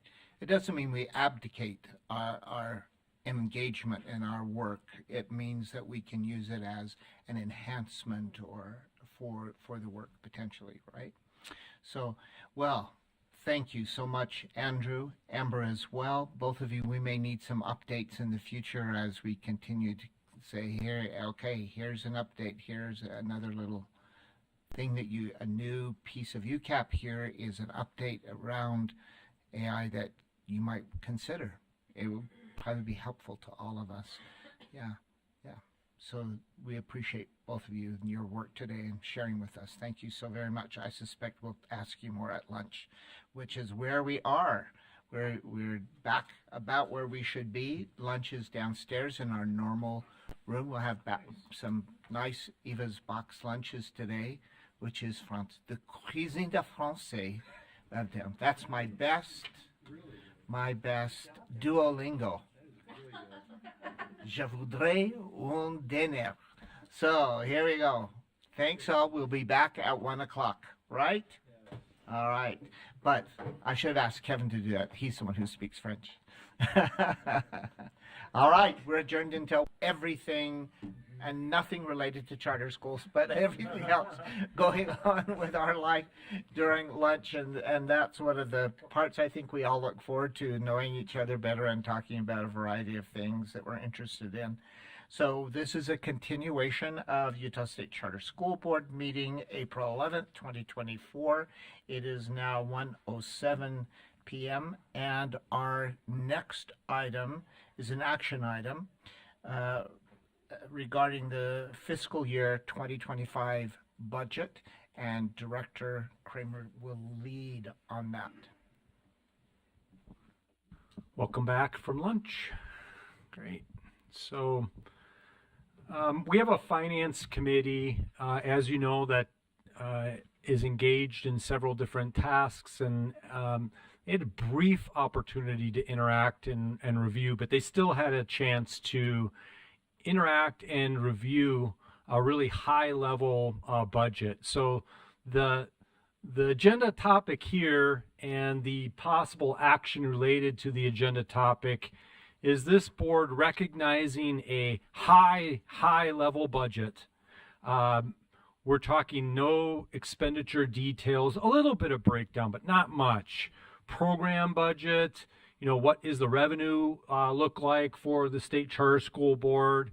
And the reason why we're seeking our board, both our finance committee, to give it that brief review. They didn't have a lot of time. We didn't get it in the same, but either way, they had some time, and I think they could speak to it just at a high level. And same with me. So the action item here is for the board to consider approving this high-level budget so that the USBE can matriculate it into their much larger budget. And they have a board meeting that's coming up, and so we'll still have opportunity to engage with this budget more so, both as a finance committee. We'll be working with it more, engage with it more. This board will have another action item that kind of delineates, because the law states that the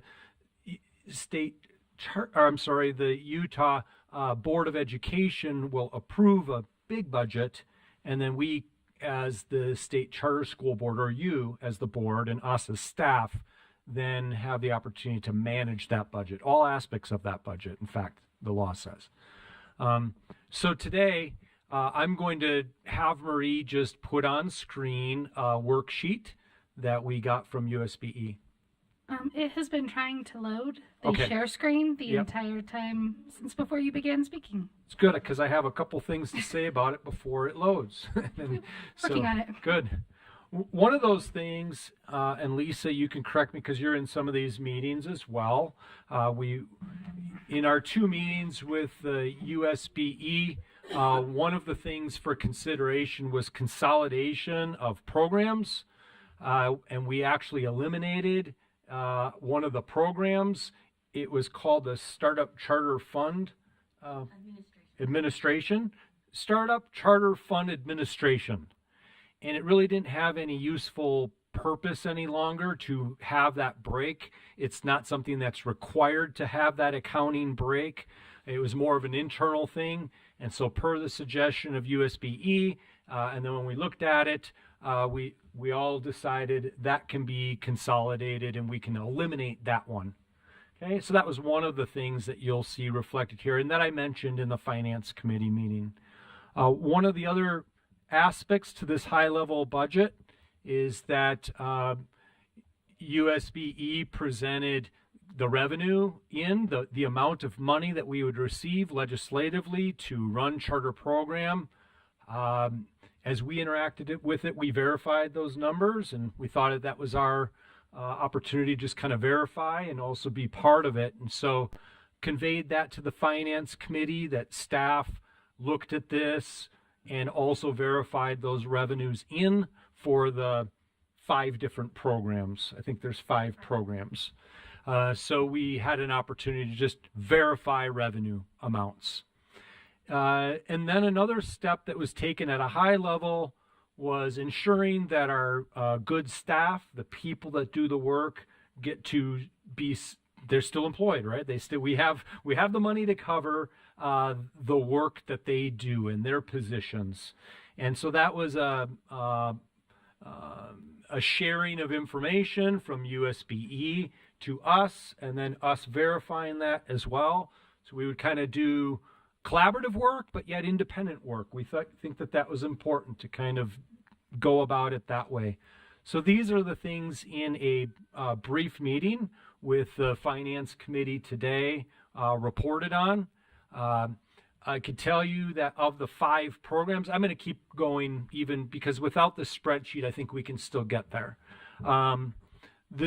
One of the programs is startup funds, and we received the same amount of funding for fiscal year 25 as we did in 24. And that's a really good thing because it was being discussed in legislative for a while, is that the ongoing fund amount might change. That one's a really easy in and an easy out because the money comes into us as a little bit over 1.5 million and it goes out as a little bit like 1.5 million to startup, to satellite, to large and small school expansion now, and then also innovation grants. And that's per the rule, the board rule change. And so that one program is really clean. There's really not much.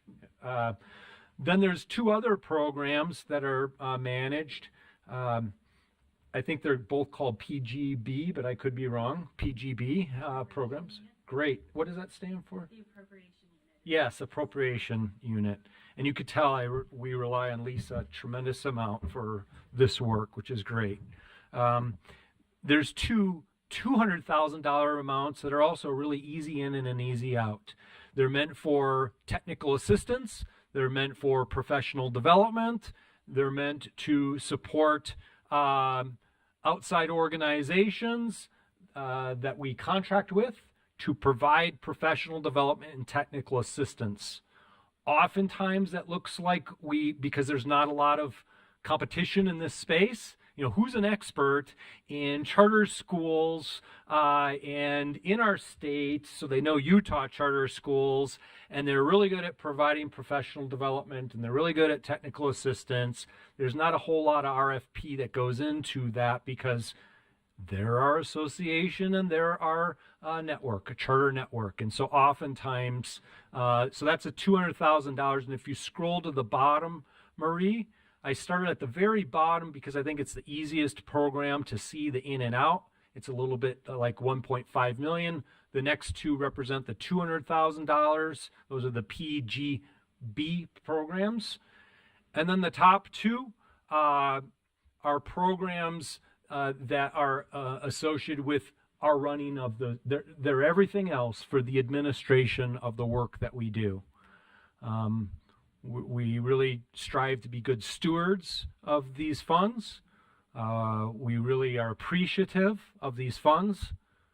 We are very hard at work collaboratively and independently, which I think is an important thing to do, is to come together with USBE, as we did on a couple meetings, involve our finance committee, which is what we've done, and then staff has worked on looking at these numbers. There's more work to go.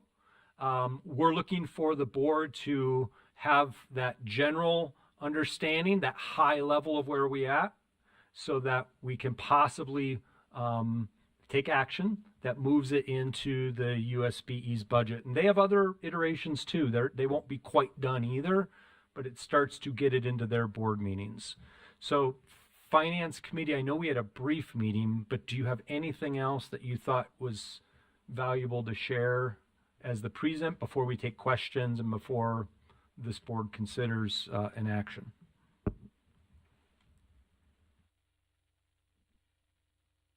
They call the numbers in yellow fixed. They is the USBE.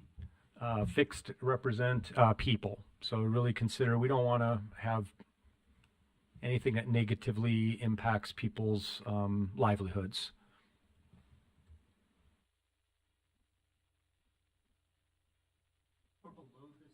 There is the top two represent the administration. That would be the CHBD.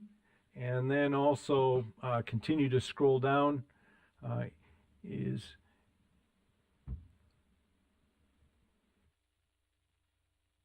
CHFA. And if you scroll to the right, Marie, it gives this board context as well.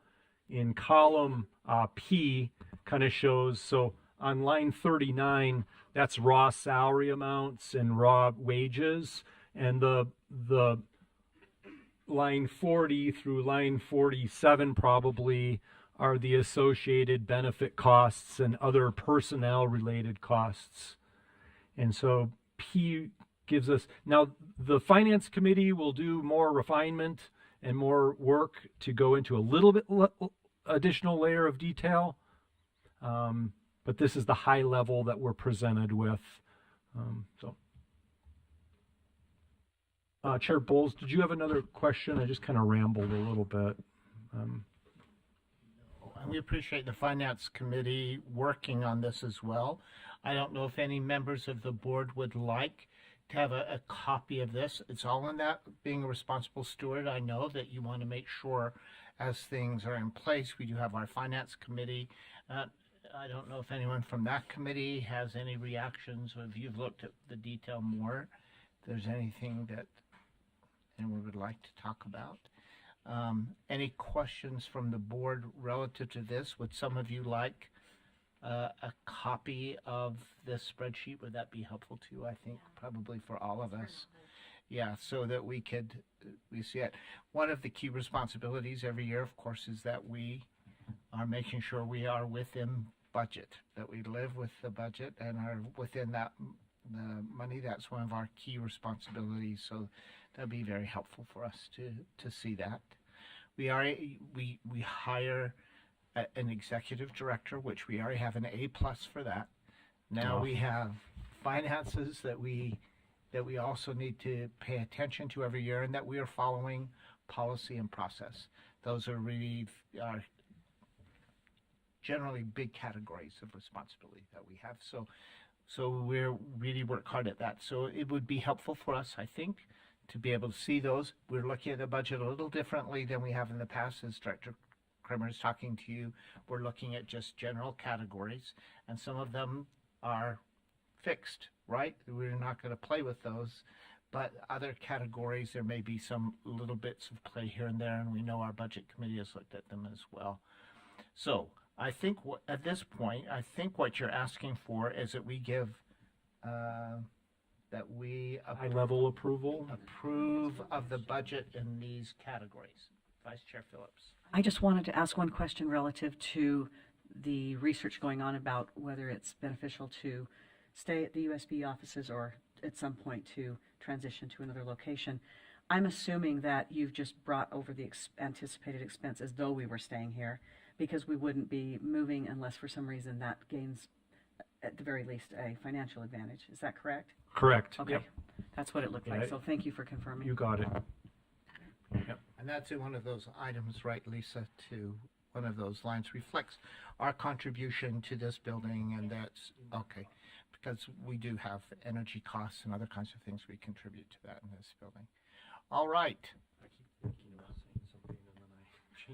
So that so the request at this point is that we give approval at this point. Know that we can always we really do have to have a budget approved, and I really think the statutory deadline is like mid-June, June 15th, something like that, even though it doesn't go into effect till July 1. I think that that gives Scott, for example, time to make sure everything's locked in, and he needs that. So they need that from us as soon as possible. And so if anyone would like, I'd be happy to entertain a motion if you're at that point. I'll make that motion. I'd like to move to approve the high-level budget as it was outlined to us today.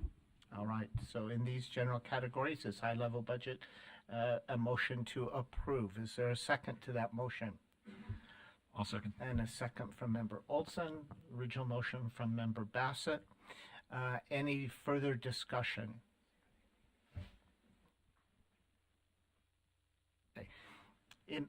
This is not discussion, but I'm just asking to make sure that we each have a copy of this spreadsheet. Would be, I think, really useful for each of the board members to have so that we can be good stewards as we look at that, not to micromanage, but to be good stewards. That will help us to look and to give good feedback as we continue. And I'm going to say to the board, if at any point there are any pieces that you would like to reopen the budget, know that you have that prerogative and should say that sometime in the future so we can notice it and put on the agenda if you think there's a need to do that. And I think probably staff will be doing that periodically too. So, all right. If there's no other discussion, I'll call for a vote. All those in favor of the motion to approve, say aye. Aye.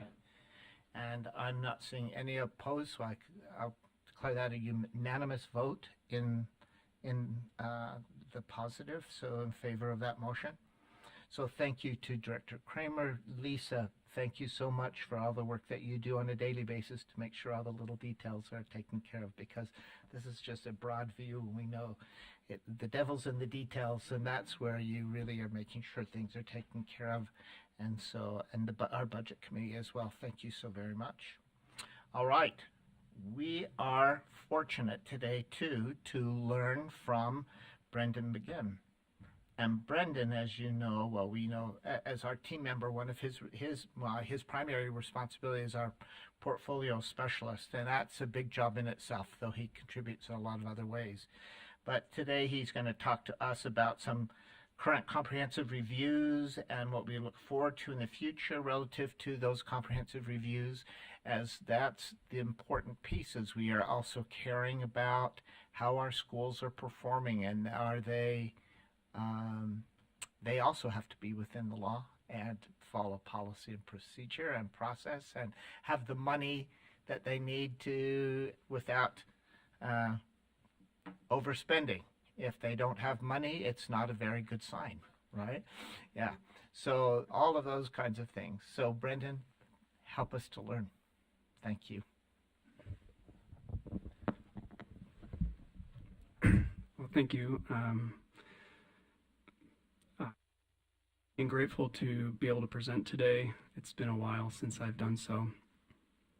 And I think it's obvious that with comprehensive reviews, and that's the focus of my work, we could talk for hours.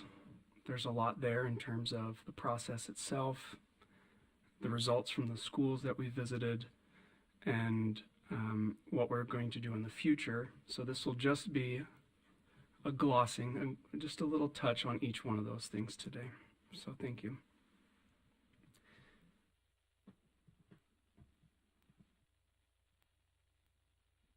So I want to begin just at the legislation and board rule.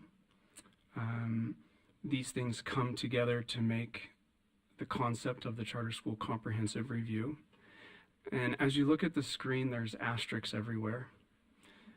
And the reason there's asterisks is because HB 301, that was recently passed, will affect the language and process of our charter reviews. I think USBE will go back at their board rule and reevaluate the language. And so what I present today is our current process, understanding that there's going to be an evolution over the course of the next year. And so when we look at the comprehensive review, it really falls into 5 pillars of evaluation. We have the academic performance, financial stewardship, enrollment. And those first 3 items are, for the most part, publicly available data. We lean very heavily on USBE and their data and statistic team for the academic performance, as well as enrollment history. And so, but as we move to number 4, which is the charter fidelity, that's when our role as an authorizer really comes into play, into how we want to evaluate that and That is one of our most important roles. And number 5 is the board governance performance. And I only draw this distinction because I've said this to many of the schools that I've visited, that while there are compliance components to the governing board performance, what we stress and what I stress is that really the governing board performance is the first 4. Because if the first 4 are performing well, then the governing board is performing well. Yes, there are some compliance things, and we acknowledge that. But really, when the authorizer begins to evaluate a school, and specifically their board, the first 4 is what that's what we value the most. So, to summarize, this is where we're at, but we're going to change with HB 301, and I want to talk about that later on. So as we go through the process, this is actually a relatively simple slide that just outlines the steps. So of course we compile the data, we meet as a support team, we go through everything from their school grade, although we don't have those anymore, their school rankings, their retention rates, and also historical context to understand where the school has been and where they are now. And we create a first draft, which has a detailed SWOT analysis, which is their strengths, their weaknesses, some opportunities, and perhaps some threats to the school. We then go to the school and we do a site visit, and we really engage in collaborative discussions with the school leaders. And I often tell them that it is very challenging to evaluate a school if you've never set foot in the school itself. And so we look for those characteristics not found in the data. And then finally, we come back and we make a final document that incorporates our observations. Return that document to the school board so they can share it out with their community. And with Amber's help, we're going to put this in a way that is publicly available so the public can also look at the work that we're doing and at a holistic view of the school. I just want to make one point about this slide, is that it's deceptively simple in that many authorizers do a data dive, they do a site visit, they create a report, and then they communicate with the school. And that is a really one-sided conversation. And what I'm trying to argue with this slide is that the conversation with the school is in the valuable middle part of this process. We're talking through these issues before we've produced something that we want to say is the final evaluation of the school.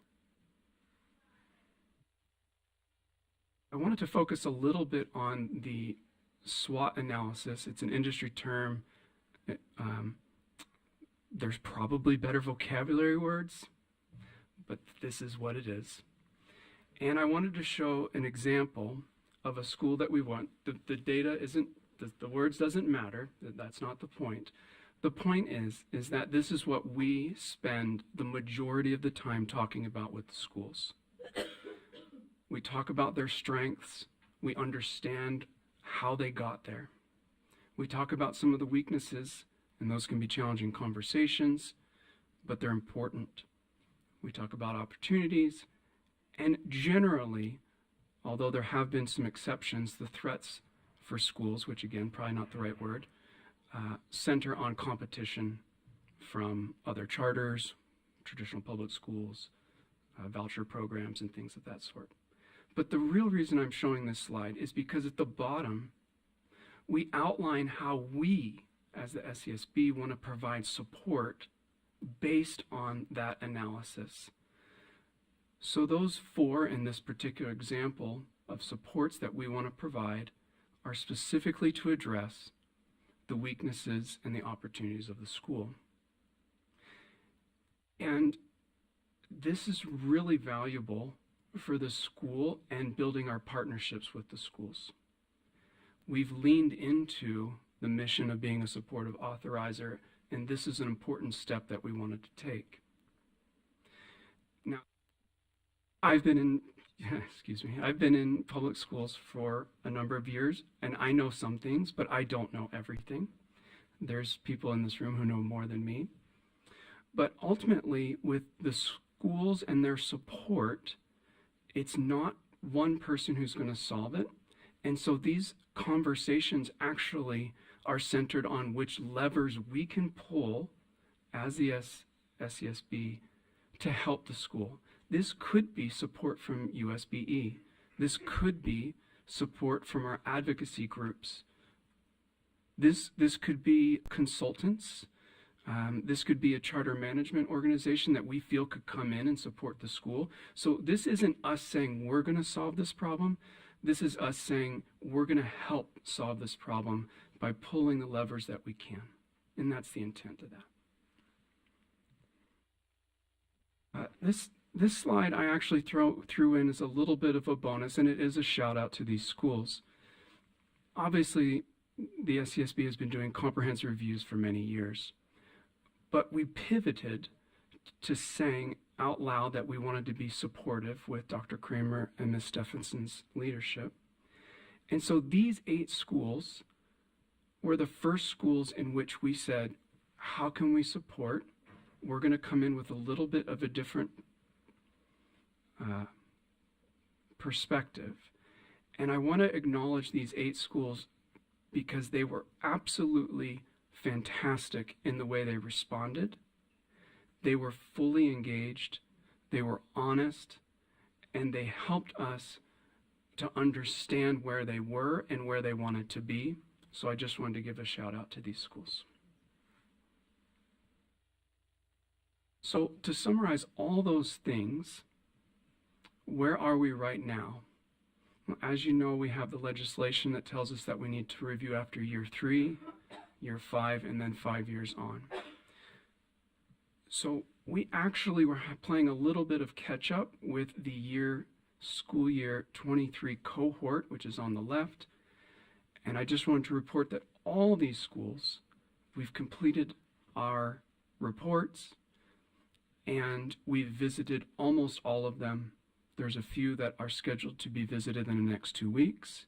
And there's one school that was going through a change in their leadership, which is absolutely fine. And so we're just waiting on them to schedule that one. So this is just a point of reference for you to know where we are.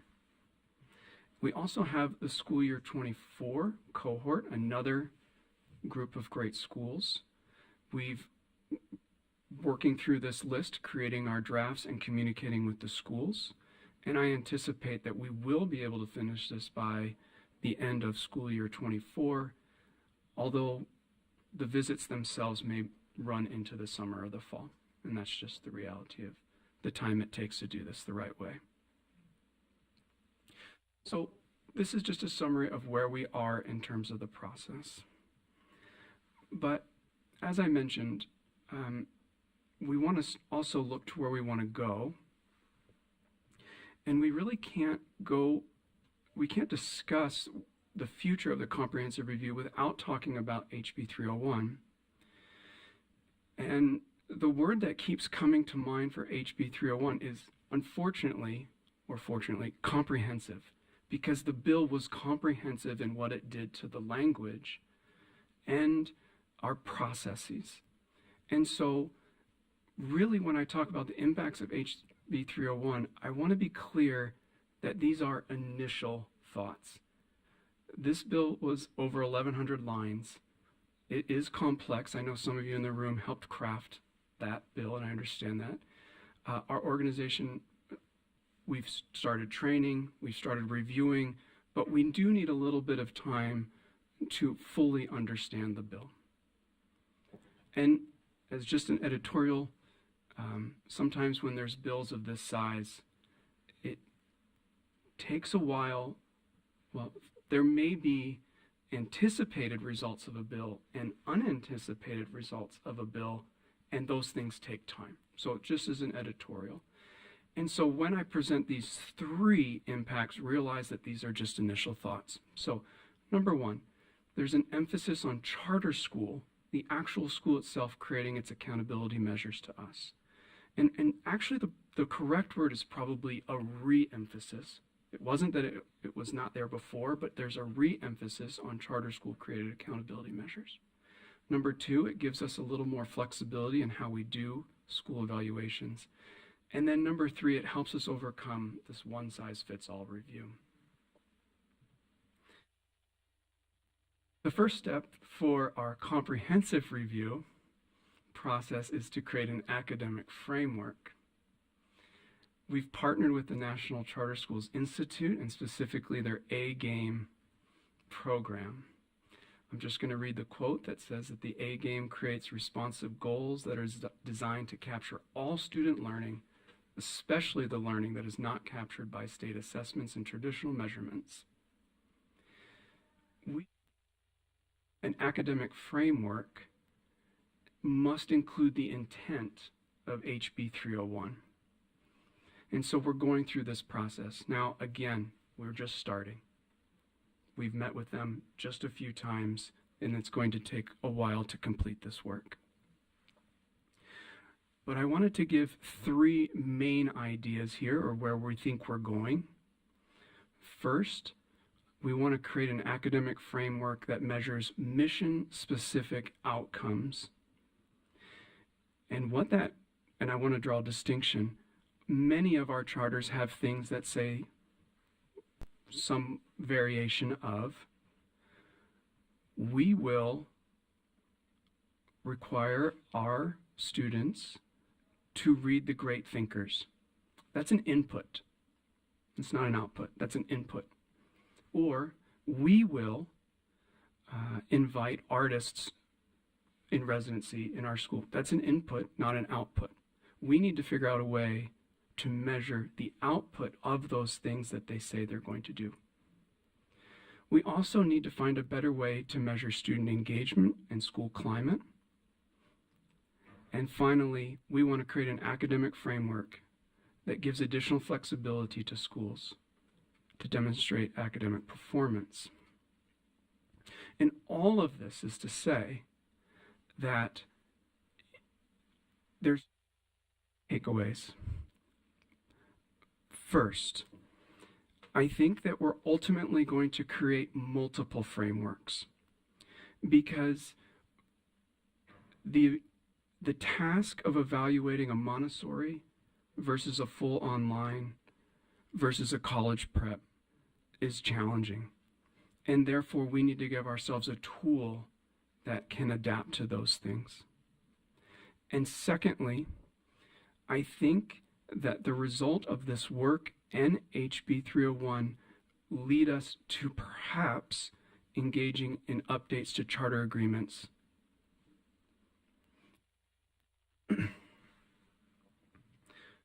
So to summarize, I think this is where we are. First, we have to complete the cohorts of school year 23 and 24. We're going to do it in our current methodology, focusing on these collaborative conversations, which I think have been successful. Sample size of 8, but still, they've been successful. Number 2, we are going to continue to build out this framework that incorporates the intent of HB 301 and then move to following the administrative rulemaking process before implementation. And then number 3, we need to create a comprehensive review calendar. I want to pause on this note. I believe that there's a little remnant of the pandemic in our comprehensive review process, and that is it stalled the ability to do school visits. It stalled the ability to look at school academic data because there was a couple years of asterisks, again, data. But we need to create something in which schools know when we're collecting the data, when we're doing the school visits, and when we're producing and publishing the results. And I think that'll be easier for schools and for the organization. And then the last thing is that we're going to apply this new, our goal is to apply this new improved review to this 25 cohort of schools. I put 3 asterisks there just as a reminder to myself, that in school year 2025, we actually have 3 schools that will be celebrating their 25-year anniversary since they've opened their doors, which is pretty incredible. This will be the first 25-year school reviews that we do, and that is Pinnacle Canyon, Soldier Hollow Charter School, and Uinta River Charter School.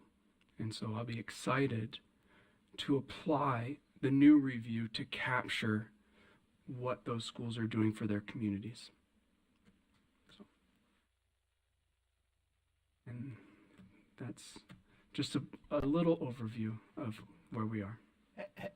And that little overview of all the work behind all that. So a tremendous amount. Member Olson. Yeah, thanks. That report was excellent. You mentioned that this evaluation process will likely lead to revising charter agreements. Can you just elaborate on that? I assume what you mean by that is there are deficiencies in what schools have included in what is presently referred to as an Exhibit A, perhaps in the measures that they have, the school-specific goals that they have, and as you evaluate and maybe they're not meeting those goals, they're going to have to look at setting new goals. Is that what you're getting at by that? I'm just curious. It's a very good question. Thank you for that.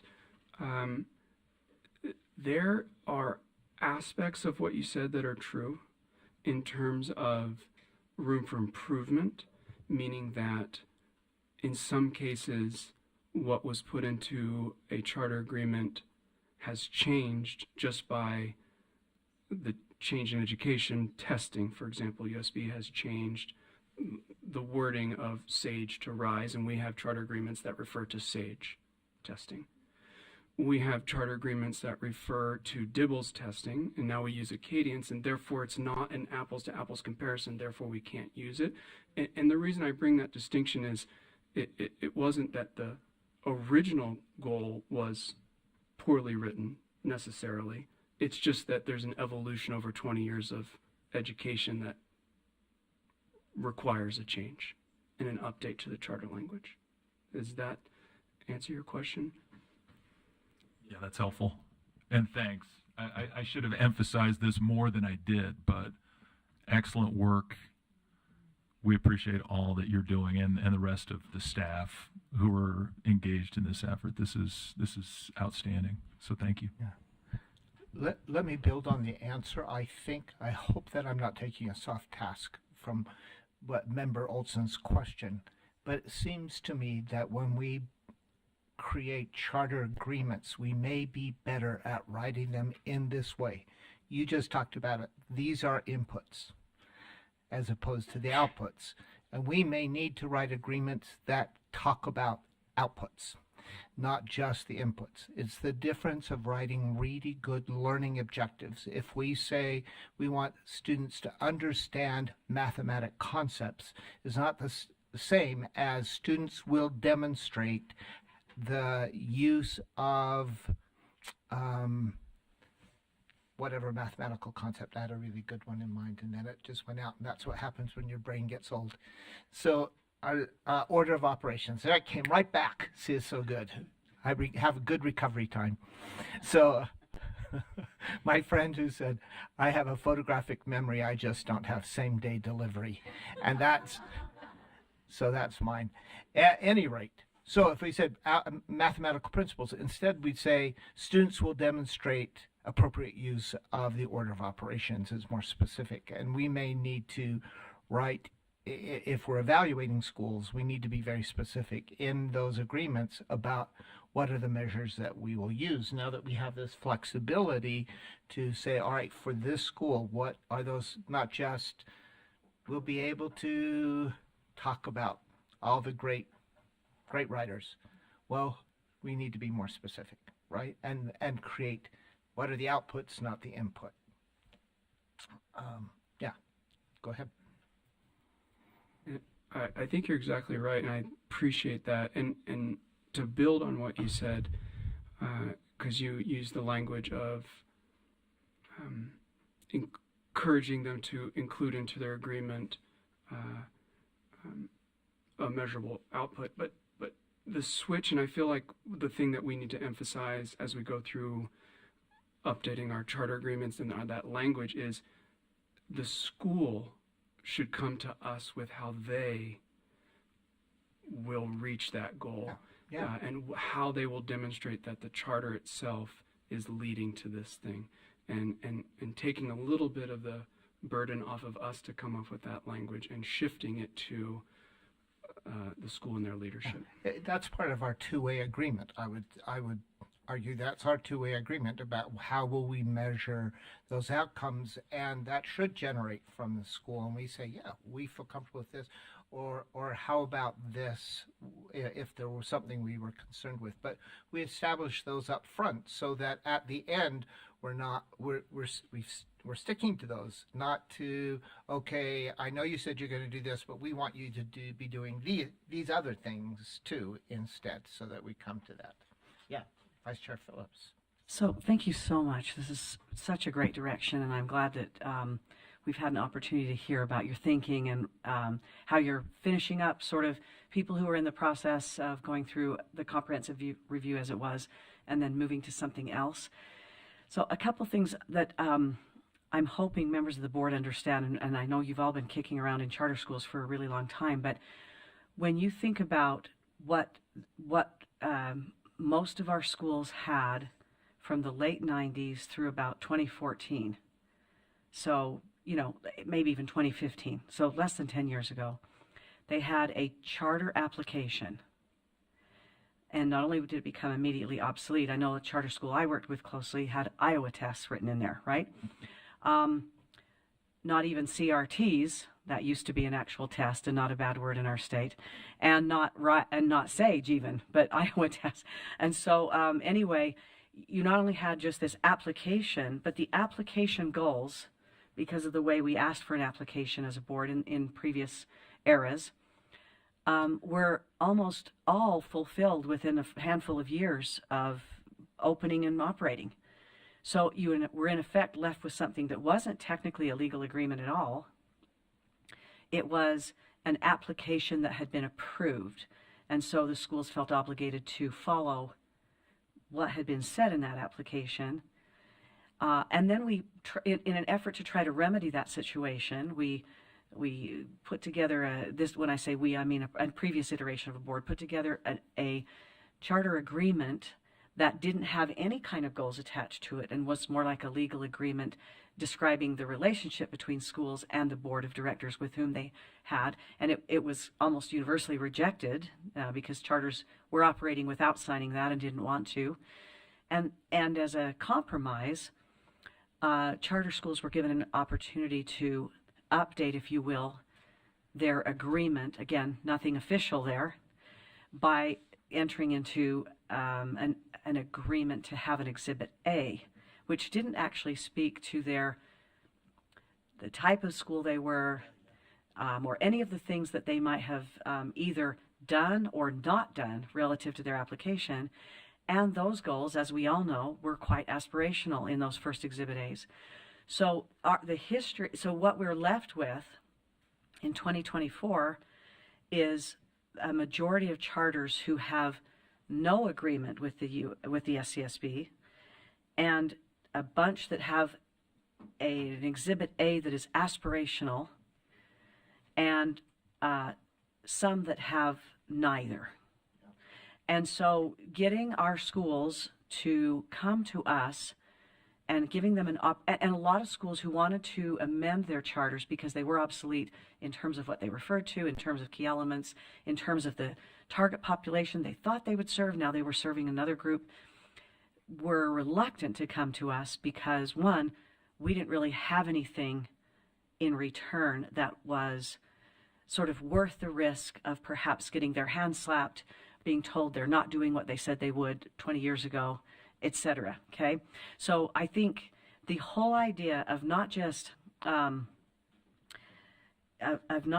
sort of revising the framework, but that works in combination with a really good bilateral agreement that gives them, the right very explicitly to be running this school as a public entity, and then obligates us to provide support, but that also gives them the opportunity to embed in their agreement with us these educational outcomes that they and we want to hold them accountable to. And one of the things I'd like to point out too is that as a term of industry in education, academic has almost invariably become associated with state summative assessment. Whereas when we look at, and this was very deliberately done in HB 301, educational outcomes, we're now at the point where we can, with that term, where we can take into consideration both the minimum academic requirements already required by the USBE or greater ones for those schools whose focus is strictly sort of grades and results on tests and so on. But we get an opportunity to look at instruction, teaching, learning, development, improvement, things that are very educational and very much tied to students' opportunities, whether in career or college later, such as graduation, right, or credit recovery, or other things, depending on what the school is authorized to do in the first place, and allows us to do that very thing. If we move from, because education is broader than academic, but it still includes academic. And that's one of the reasons that we use that language very deliberately, is because we move from essentially the theoretical or single industry standard to something that's much broader for our charters, because we authorize them on bases that were much broader than just what they would get on the RISE test, right? And so I'm very, very excited about how this does broaden our ability not only to have a different kind of framework and to encompass what our schools were authorized for in the first place, but to invite them back to the table, which they've been reluctant to come and sit at, to have something meaningful articulated between their authorizer and them. And that helps not only us, but it helps that whole charter world by extension. I think this is something that other authorizers would be wise to imitate as they're looking at their schools as well. So thank you so much for your work. Other members of the board, additional questions you might have? I have just 2 or 3 things, Brent, just to touch base with you. So that means, Brendan, about approximately, and I know it varies because of where someone is in the cycle, and sometimes someone has to be earlier and then repeat in another couple of years. About how many schools per year are you needing to review to complete the comprehensive review?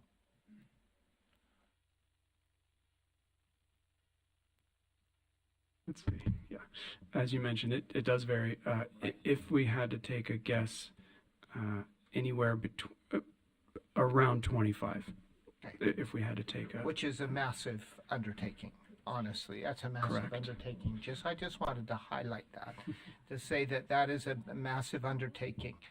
And I'm hopeful as you come to the place where that's able, and I know you're in transition, but I know this board would be interested in always reviewing that, having an opportunity for you to come back on the board and saying, these are the 25 schools. We get to know them better. We get to know the schools better. It helps in that way that we have opportunity to praise good work that schools are doing in this forum. Would be really useful at one point to be able to, here's my report from this year, and I know you're going to make those public as well through UCAP, because you said Amber's involved, so I know that means UCAP from today.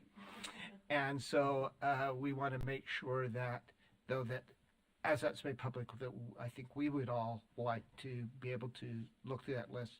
So we have things to talk about too on our schools. We appreciate that you have this and that we can look at those in schools and see what's going on. We get to know them better. So I also want to ask, we know we have, as you indicated, a group of schools who are on a new timetable in this way. They, after their 3rd year, we don't authorize, it's not an evergreen authorization now. They have to go through like a probationary period, right, before they become a career educator, like teachers do. So when they're in that provisional those provisional years are going to come back. When is our first group? Is that next year that we'll review the first group who are in that, or is it 2 years? It's getting close. When will we review that first group of authorized schools? It's probably only 2 or 3, I would suspect. I believe it's next year, but I will double check on All that. right. So next year we would have, I think, 2, maybe 3 schools that we look at as completing that third year review. That also we need to be thinking about. That's a big process as well, because we've never done that before. When we are now saying we're passing you from being provisional to career, and you are, then they have that evergreen look. But we have that responsibility, so we should be thinking about what that includes as well, and how we manage that, and do they come here and do a presentation for us? I'm just saying for whomever, for Director Kramer and for Ms. Stephenson too, to be thinking about that comes. That just reminded me. I also like that you're involving the A game. Those of us who have had introduction now, we heard about it, but never were really introduced to it. And now we've had this last session with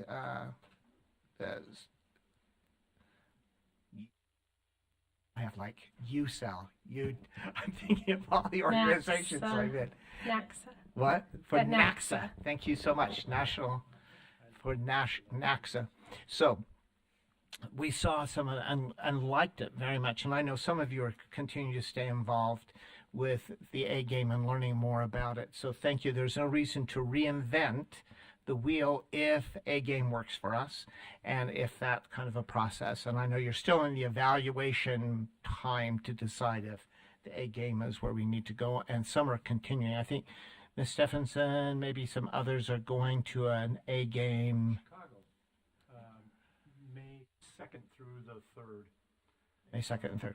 Okay. Marie, myself, and I think Amy Pace. All right. Wonderful. Yeah, and Amy. Oh, good. That'll be a good introduction for you, Amy, to jump right in full speed into that A game too. You'll get to meet folks from around.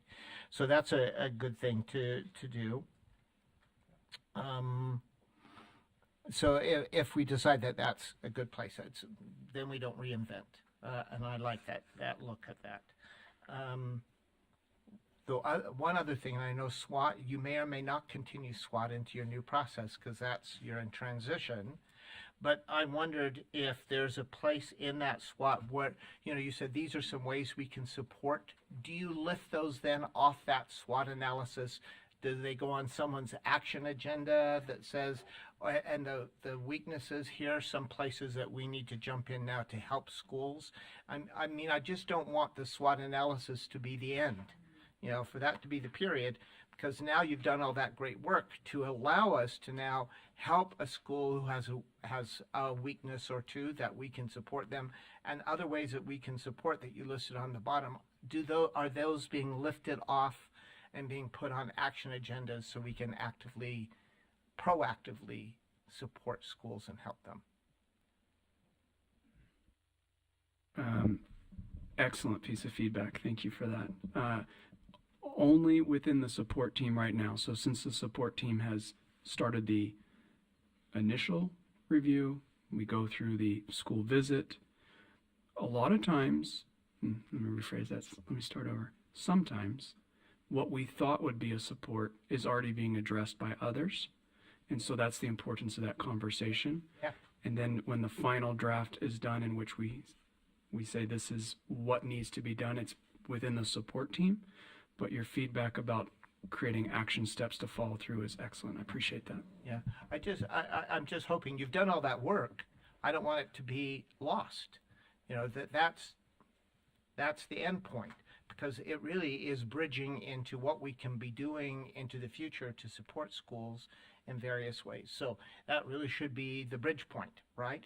Some of the things you're talking about, strengths and praising the school for good work, may not go a lot more than that, other than we get chances to those, maybe the schools that we highlight here and some other things. But those other pieces should bridge into the future, so we can are always in continuous quality improvement with schools, right?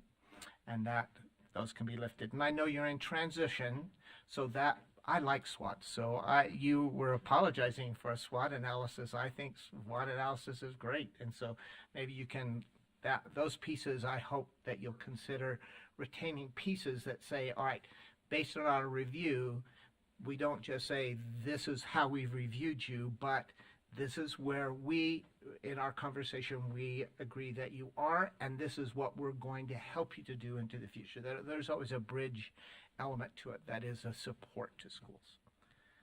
Yeah, that was enough for me to say. And I was excited when you talked about the 25th anniversary. We'll have to consider that, what we can do to acknowledge those schools who were the pioneers in among charter schools in the state of Utah. All right. Any other items, anyone? It was an information item. Okay, some of us always have something I have to say. My poor students, you can imagine. I always have something to say. They always think, here he goes again. Okay, so, yeah, wonderful. Yeah, Member Cisneros. This is not to hold us from leaving, but typically about this time of year, we discuss whether or not we're going to support our high schools in their graduations, and I have not heard anything, so I'm wondering if we're going to continue that tradition or not. That is a good housekeeping item, and you're saying that, it sounds like you're supportive, and I suspect to a person around this table, we're all supportive of that continuing, and so thank you all for helping us to get that list so we can start to sign up, and that's what we've traditionally done, to say we'll attend these various graduation ceremonies. Thank you so much. Thank you for reminding us. Thanks.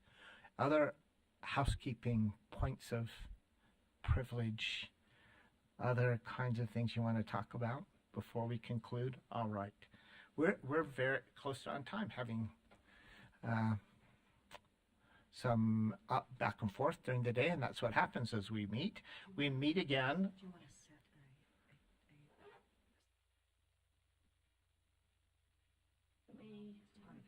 Oh, we could do that if, unless you're going to do it the 1st of May meeting. I think getting people enough, as much. Okay, I buy that. Vice Chair Phillips is saying this. We kind of talked about, today, Director Kramer and Ms. Stephenson said to us that they would like us to have that additional meeting in May in order to meet the deadlines of meet the timelines of allowing at least 30 days notice on some initiatives that we allow folks to look at that. And so our next meeting is May 9th, but that doesn't give us a full 30 days. We proposed May 30th as a day, and we can vote on it on May 9th, but Vice Chair Phillips is saying this may give folks more time to lock that in rather than on May 9th, having looked at your schedules and then decide then. You maybe would rather know now than later. 1 or 2 hours. Just, Director Kramer is saying just a couple of hours. 2 max. 2 hours maybe in the morning to review those items that need that 30-day review. I would be happy to entertain a motion to that end as a housekeeping, as we need to add that meeting. Chair, I'd like to move that we add an additional meeting to our SCSB board meeting schedule to be held on Thursday, May 30th, at the time you designate. All right. So a motion to add a 2-hour meeting on May 30th at a time designated and in a location to be designated, because we don't know where that will be at this point. Is there a second to that motion? Second. And a second from Member Olson. Thank you. Any discussion about that date, Member Cisneros? Date is fine. A request for it to be post 10:30, pre 3:30. That I think can be accommodated, right? Unless anyone has a big difference to that. I'll just need a Zoom link. And that can also be accommodated. In fact, Director Kramer has offered if anyone wanted to Zoom in, we'll have an anchor location, and we have a policy to accommodate that. If anyone else needs that same accommodation, that can be taken care of. All right, but we're hearing then a May 30th meeting, adding some detail to that motion that it be post 10:30 prior to 3, So those 2 hours within that time frame, if we can. So maybe even, yeah. So within that time frame. Any additional discussion? All right, seeing none. All those in favor of that motion, say aye. Aye. All right, and I as well. I rule that will pass unanimously, and we will plan. I'm going to write it down right now so I don't. Otherwise, somebody will schedule a dissertation defense, and it's really hard for me to say, "Oh, you know your defense." We can't do it then after all. I forgot. Oh, Right? I have to be there. I always have things to say. See, so I have to be there for that. But I will not be, as we're saying, things to say. I will not again. I haven't missed board meetings, but I did last month. As you know, we are going through a program review, and next month, my son, my third one to receive a master's degree, is receiving his master's degree, his MFA in cinematic arts from USC. On May 9th, his graduation. He presents his thesis on the 8th. Holy smoke! Thank goodness. I want him to get a job. So, and so I'm going to excuse myself. And Vice Chair Phillips said she's available to chair on that day, and so that'll be good. So I'll have one from an MBA from Duke, my oldest son. The next one, my daughter, Master of Social Work from the University of Chicago. All going to Chicago, and now this son from USC. So, yay. The rest, I think, are where they're going to be. All right. We'd be happy to entertain a last motion. Number 6 not here, so. I move that we adjourn.